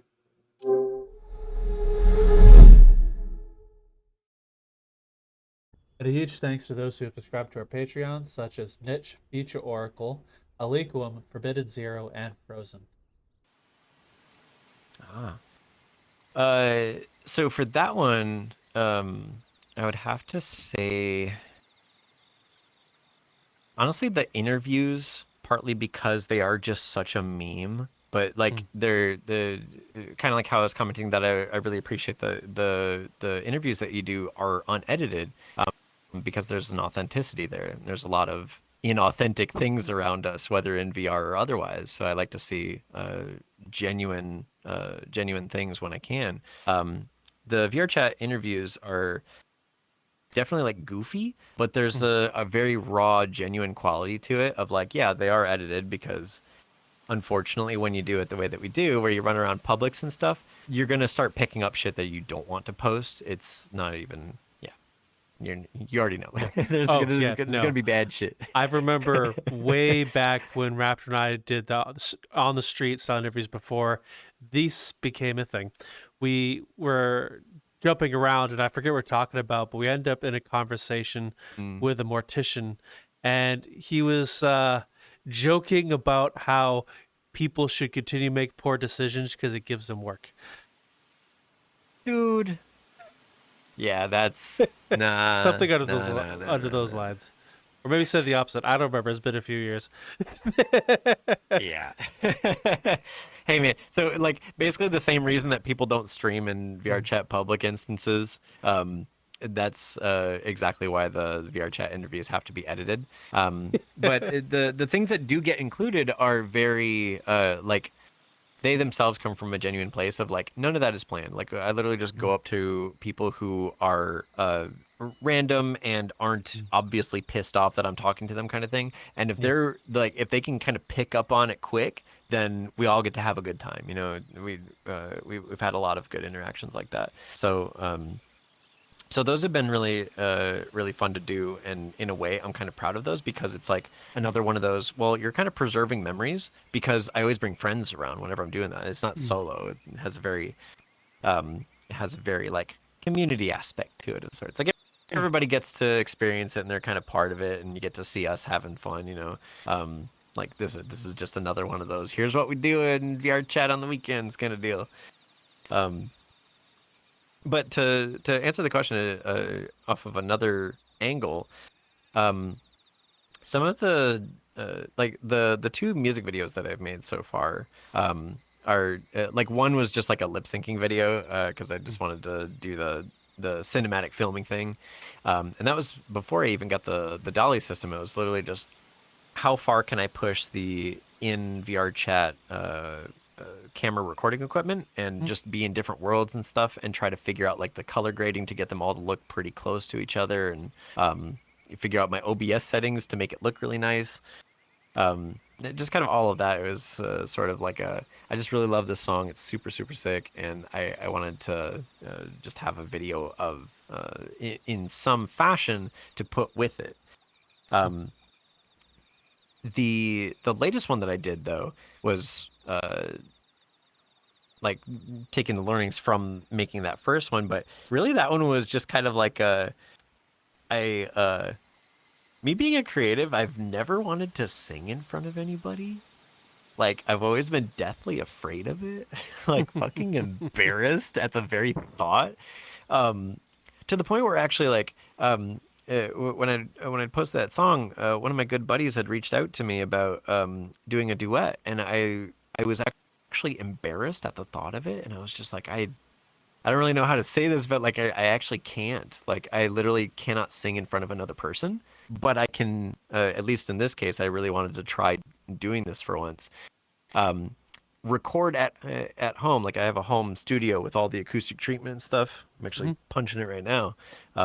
Which doubles as protection for myself when I'm bouncing around in VR and I get too close to the wall. I've never punched a wall and hurt myself. I'll tell you what, that's, the foam on the walls really helps.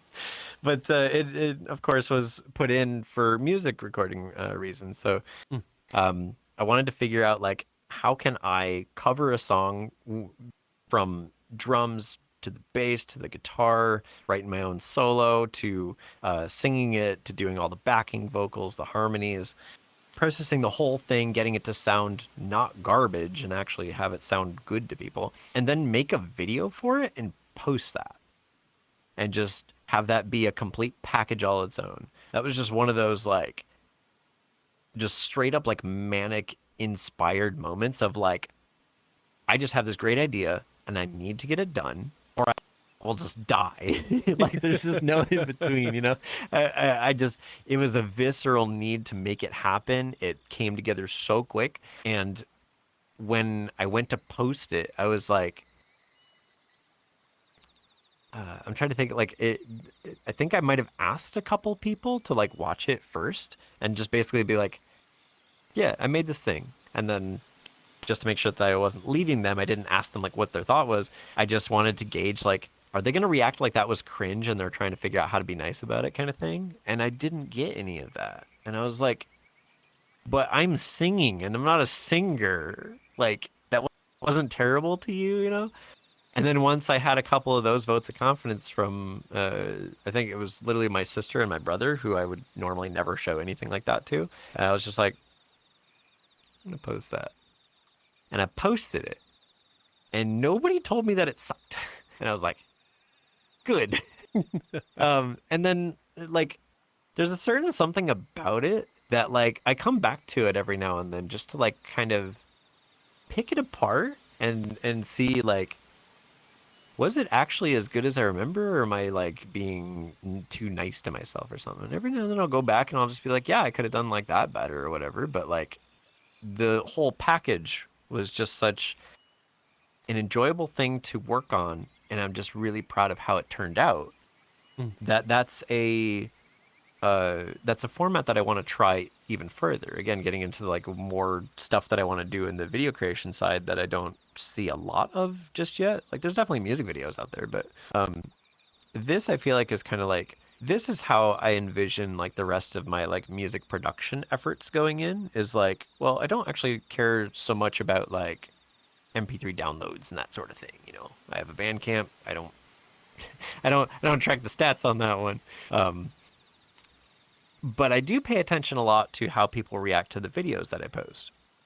So I'm thinking like, well, in between the sets that I do and the silly videos, the little cinematics and whatnot, these little music videos, which I prefer them not to be like lip syncing videos because I'd like to create them, start to finish, literally make a full song, whether it's a cover in the case of this latest one, or literally just writing something myself and then making a music video and posting that and just being like, this is the magic of VRchat. Like literally you can make full service music videos and have them be not cringe and have them be genuinely enjoyable. They're for me, they're a very deep form of expression, I'd say. It's a very involved thing to do, of course, to do it the way that I'm doing it, but again, that's intentional. It's by design. It's a part of me. This is certainly going to be the legacy that I'm leaving. Okay. One part of it, anyway. So on that, I have a question I ask most people as well. Reflecting on everything you've been through since you've initially downloaded VRchat, did you expect any of this journey the moment you hit download at all? I'd say so. Nah. I didn't. I don't think I was thinking too hard about like the longevity of VRchat itself, in so much as I think back then I was looking at it as like, oh, this could be a promising catalyst for some music stuff that I want to do. Because I think back at that time, while I was definitely putting the music production stuff on a back burner, knowing that the pandemic was going to have us all locked up for our own well-being for a time, that if ever there was a time I was going to like perform music stuff, this would be a great way to, in a way, like level the playing field of like, well, everybody's going to be a DJ in their bedroom again, whether they were a touring performer or not. Now is kind of the time where if somebody's going to be assessed based on their skills rather than just how good of a live show their team can put on for them behind the music, in front of a sold out crowd or whatever, this would be it. So kind of coming back to like the question of like my expectations going in, I didn't have any going in, so I didn't really have an idea of like how far it could go. And it's probably good that I didn't, because knowing how it's developed, I had no way of knowing that this is the branch of like of all the probabilities that like of which branch could have developed. I had no idea of knowing that this one was even possible, let alone had a likelihood of happening, right? Because like doing an interview like in this kind of space, right? That's something that wouldn't have crossed my mind back then. Knowing that worlds could be literally like this one here, like the reason that when we were kind of looking for the space to like interview in, I specifically said like I need to be in the sun is because my phantom sense has been keeping my arms warm this whole time.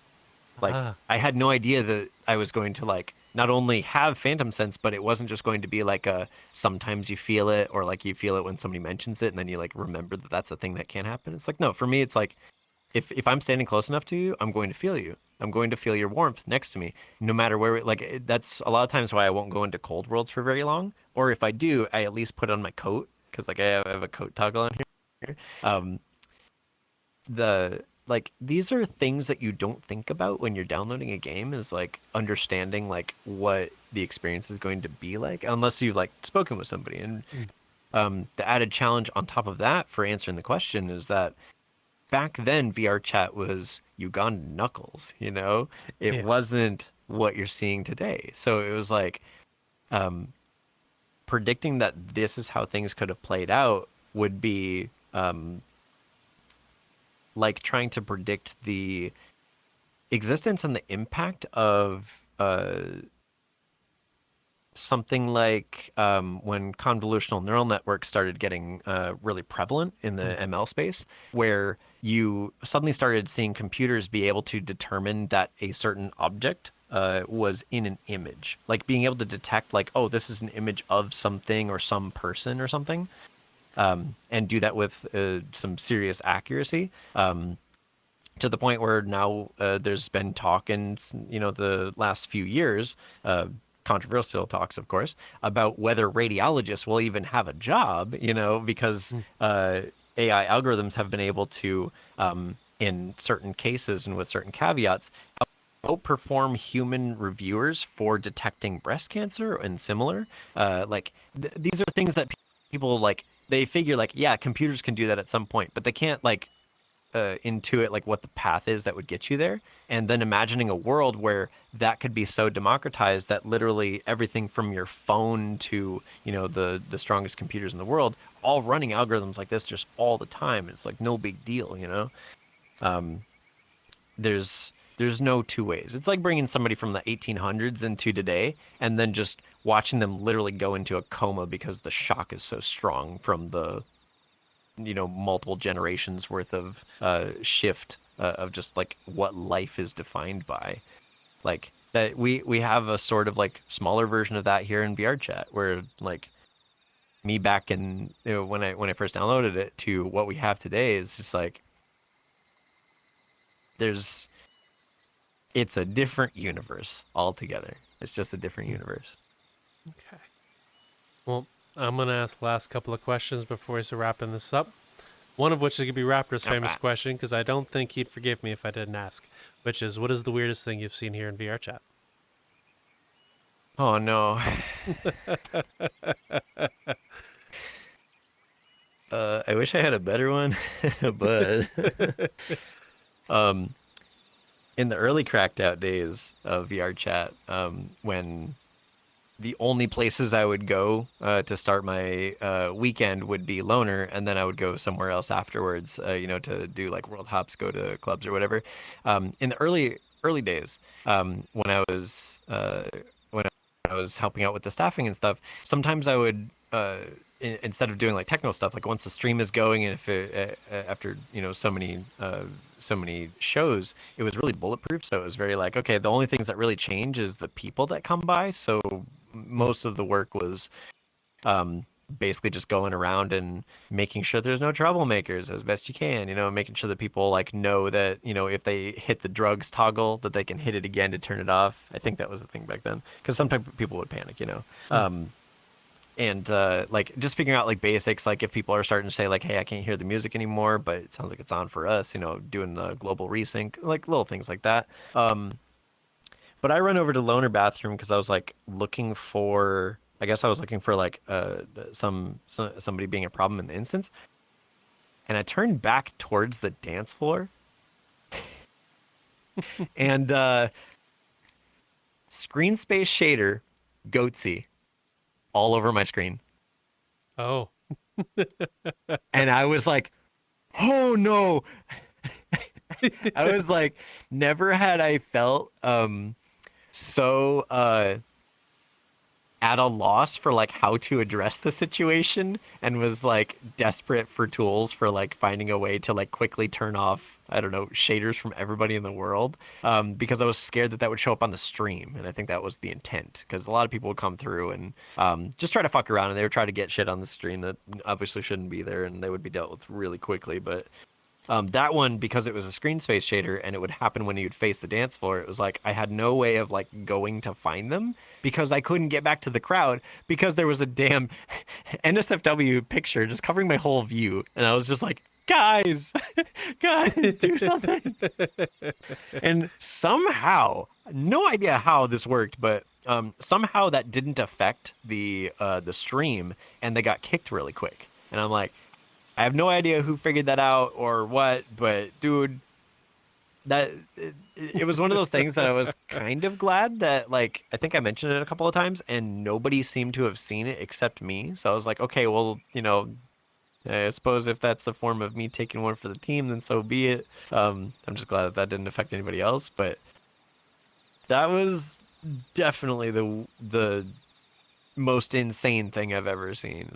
I've seen some shit, but that was you can't top that. You know, it's bad. You just can't top that. I don't blame you. That's a pretty funny and strange and weird thing to see in VR chat, I'll tell you.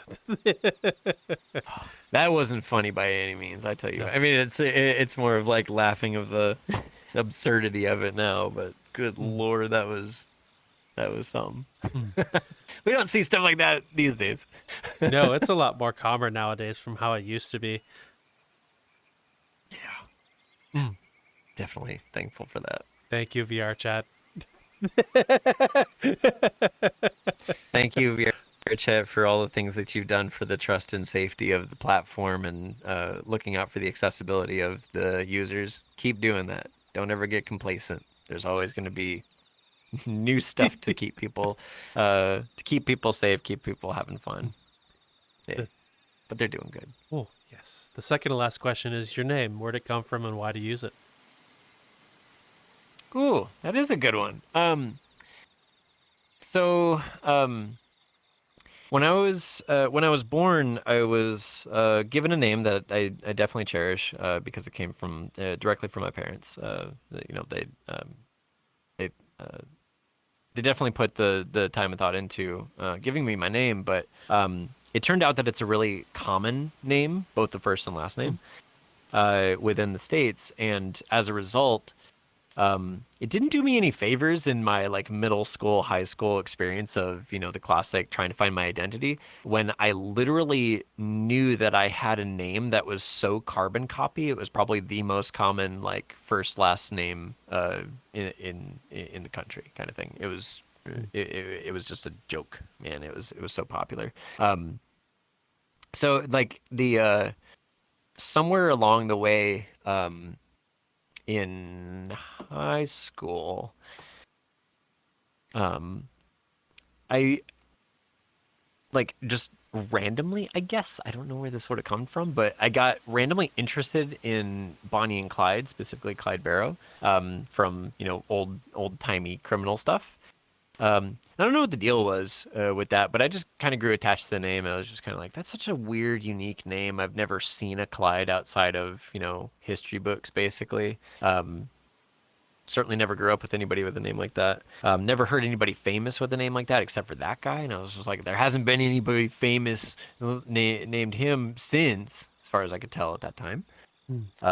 So I took that, and I was using that for a bit.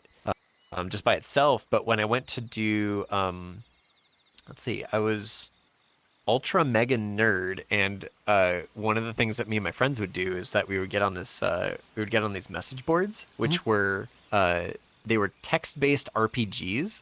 Yep.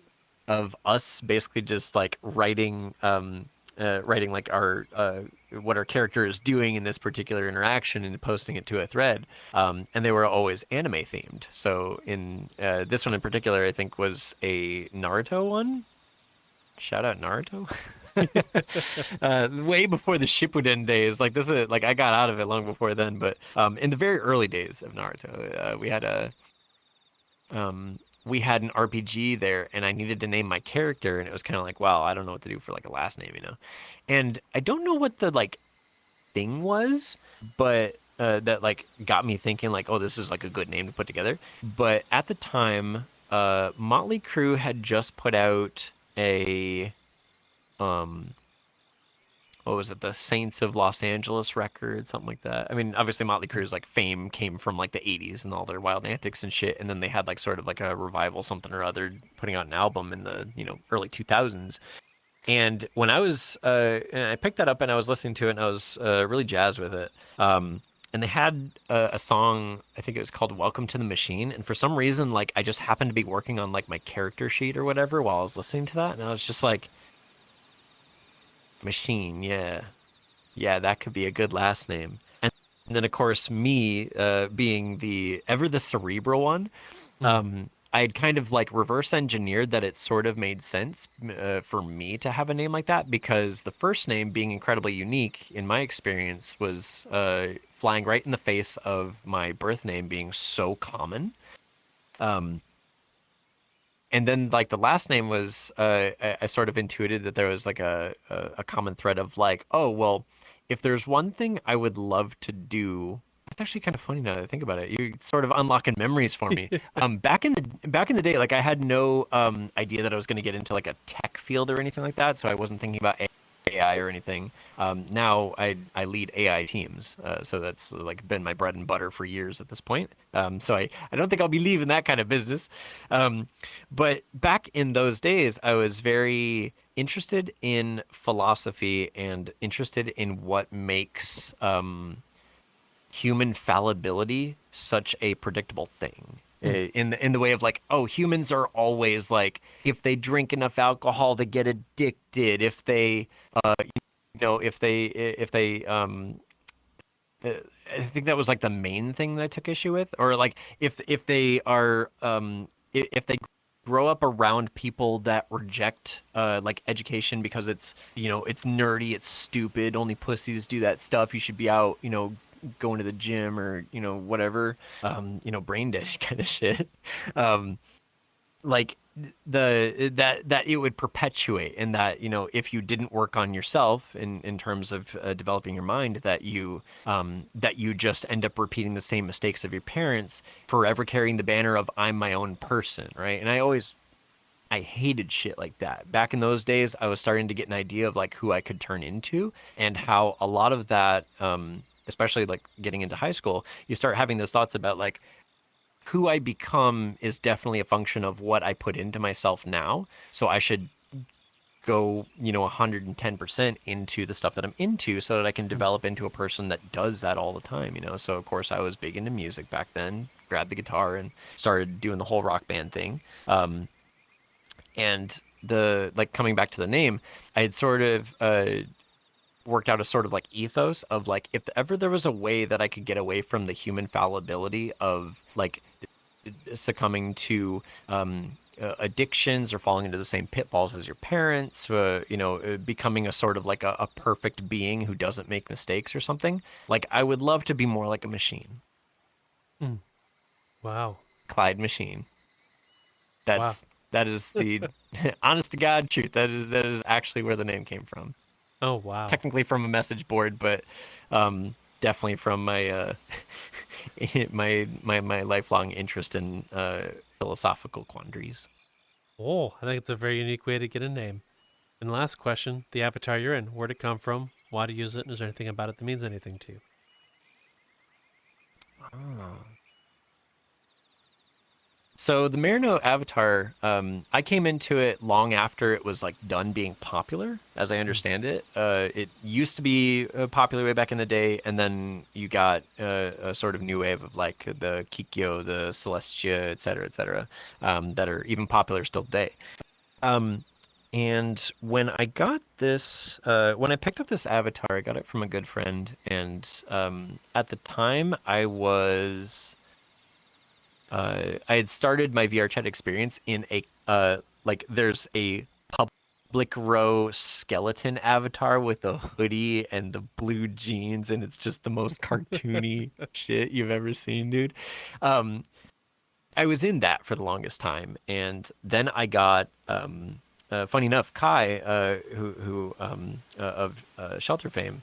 Um, for a time, he was actually working on avatars, and I worked with him to make a custom version of that, so it was a little bit like less cartoony, but was still, Skelly in the hoodie and the jeans and the Lakai shoes, just like I wear IRL.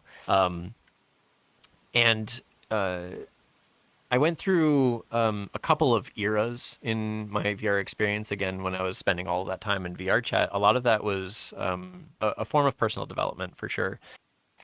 So I made a lot of mistakes. I made a lot of friends in that time. I made a lot of memories. And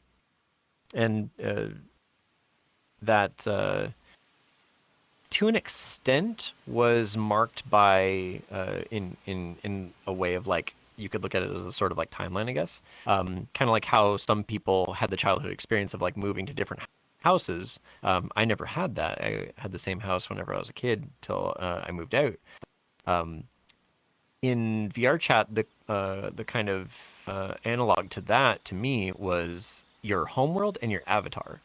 So in my case, my homeworld would change every season. So we're talking like 3 to 4 months into a year, it changes to another one. And when a decent amount of things happened, I kind of changed groups a little bit. There was a lot of things that like, you build up a whole lot of stuff and then things happen and they kind of fall apart. And then you have to like kind of reinvent yourself and, you build up, fall apart, build up, fall apart, that kind of thing. And as a sort of like, I feel like a pretty human response to that was that I changed my appearance during that. And the way to do that, since I didn't work on avatars, was to simply change to a different avatar. So I tried a couple different ones and was shocked how comfortable I could feel in a different base. And I tried one for a long time that was very fitting for me. And then something happened. Like, I don't know exactly like what started this. I'm pretty sure I was just told like you should try this once. And then I got in the Marino and I just fell in love. Like it was just right. One of those things that like I could try and put it into words, but I just wouldn't do it justice. It's literally like this has been me like through and through. I literally cannot look at a Marino without seeing my own face kind of thing, or like seeing myself in it kind of thing, unless the eyes are a different color. Because there's a funny thing about the Marinos nowadays, because there's not all that many. The ones that you do see, they really do stick to it, and they all have a different color. So I've been thinking about like making a little like meme of like, I want to make like a little rainbow, and it's just like choose your fighter kind of thing. And it's like, if you want the red Marino, we have that. That would be Zistrin. Then you have the orange Marino. That's me. I don't think we have a yellow one. You have the green Marino. That's Soggy Salad. Shout out to the homie. And then you have the purple Marino. That's Ouija. Shout out to the homie. I skipped over the blue one. The blue Marino. That's Mr. Game. Shout out Mr. Game. See what I mean? Like that's basically all the Marinos. There's like a couple others. I'm forgetting what they're. Well, VRC John is technically the brown Marino. So yeah, shout out to them. But yeah, like so that aside done, there's something about the Marino that's just like it's fitting. The Phantom Sense that I mentioned before feels most consistent and most sustained in this avatar. Like literally the proportions are right. My knee is just about here. My knee is just about here. My feet are right there. The expressions that it has are like, of course you can have whatever expressions on whatever avatars, but I've always felt that like whenever people have photos and videos of me DJing, because I put the controllers up on my wrist like this, the Marino goes to the happy face, right? Which means that all of my performances look like this because I need my fingers to DJ. So my hands are always open like this. And as a result, like all of my photos kind of look the same. And I just got used to like Well, I mean, that's literally how I feel when I'm behind the decks. That's not even an exaggeration. Like, whenever I'm on the decks, I'm just in my element, dude. Like, I'm always happy face, you know? So I've just never once thought about leaving it. I genuinely would, I got the Coronet avatar, if you've seen that before, as a kind of like a sort of side thing of like, oh, this is a sort of continuation of the Marino, but it's not going to be a replacement by any means because she has these croissants. If I switch into it for a second, oh, this is a sort of continuation of the Marino, but it's not good. But like, she's got the little croissants, you know, it's like literally looks like the Marino horns. So like it fit, you know, but to me it's like this is just the chibi Marino of sorts. So of course I've got it dolled up in the way that the usual Clyde Marino is, but like I would never actually leave the Marino. It's become enough of my thing that like I've planned a few different like merch items that I want to do with the Marino, which thankfully is allowed by the license on this avatar base. To the point where we were able to do some stuff with vket for like vket real in Japan. Whenever they have the IRL events, they put all the ambassadors like on the printed things at the entrance. So like if you wanted to get a picture IRL with me, you literally could just go there whenever one of those events is happening and then just find, you know, me on the pillar and then take the picture. And there's like some licensing stuff around that only certain ambassadors can get involved with it because of their avatar base rights kind of thing, which this one allows. And it's very like, yeah, when I see like little like, you know, Marino stuff out in the wild, like that's just me, man. Like, and that just, you know, that's not even on Smigo stuff. That's literally just, it feels right to me. It feels very me. It's very at home for me. So yeah, if you want any Marino stickers, if you want any sheepy sleepy stickers, I got you. And I don't mean I mean this one, sheepy sleepy. Oh. Oh. Well, Clyde, thank you so very much for giving us your time and letting us get to know and hear your tale. It's been an absolute pleasure. So thank you very much. Oh. And if there's any, yeah, thank you for listening to me babble. Most people give up by now.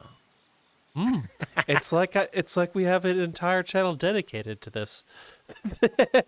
Oh yeah. Well, where can people find more interviews with interesting people who do amazing things? Well, before that, they should be told where they can find you to listen to more of your interesting things.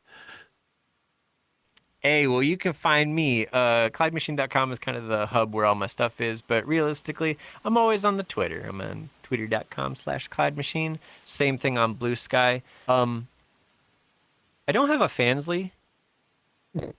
Don't go looking. I also man, I should have thought through that one. I should have done like all the way down like to the YouTube first, because I'm trying to put the YouTube stuff more out there, then go with the Fansly joke. But anyway, get on the YouTube though. Like that's the one that you can really find out what I'm up to. The only thing I can't really do there is announcements. Really, I do those on Twitter. But if you want to see old sets, those are all there. If you like the music that I've written, there's all of those are going to be on there as well. Interviews with all the buddies, and then the occasional live stream, including the endurance race that I did. Might even do some more of those. So if you want to see what sim racing looks like, go watch a pretty anime bitch doing it. That's me, baby. I think that's everything to promo for me. Yeah. Okay. Well, it's at this point in time we'll give you the audience member questions and close out. Rappers under the closing, so we'll talk with you. First of which, I'd like to know, what is your most memorable gaming moment? It could be anything. It could be from VRChat, it could be from MMO, whatever. I'll give you mine, just as a way to start off. Back when I was a lot younger, my brother and I would play on a 8-inch TV, a GameCube, and we would play Legend of Zelda all the time. All of my memories from my childhood are staring at that little tiny 8-inch screen with my little brother right next to me. So there's mine. And to peel back the curtain a bit for the closing bit, there's a question I asked Clyde here, and it's a question we've asked a lot, which is, did you expect the trip you've been on since you've hopped in VR? And there's a reason why we kind of asked that. It is kind of to hope to kind of guide the guest a little bit into memory lane, to kind of reflect on the crazy things that have happened since they've come in, because almost everyone does. And the message I like to pass by mentioning that is, just because today's things seem really shitty does not mean that's that way in the long term. The little things today can lead to grandiose things later. You never know. Like, for example, I helped a friend a long time ago who wanted help recording, and now here we are with a full-blown podcast on YouTube and Spotify. Would have I expected that? No, not at all. But enjoy the things you got today, because they could grow to things later. With that said, have a good day, folks.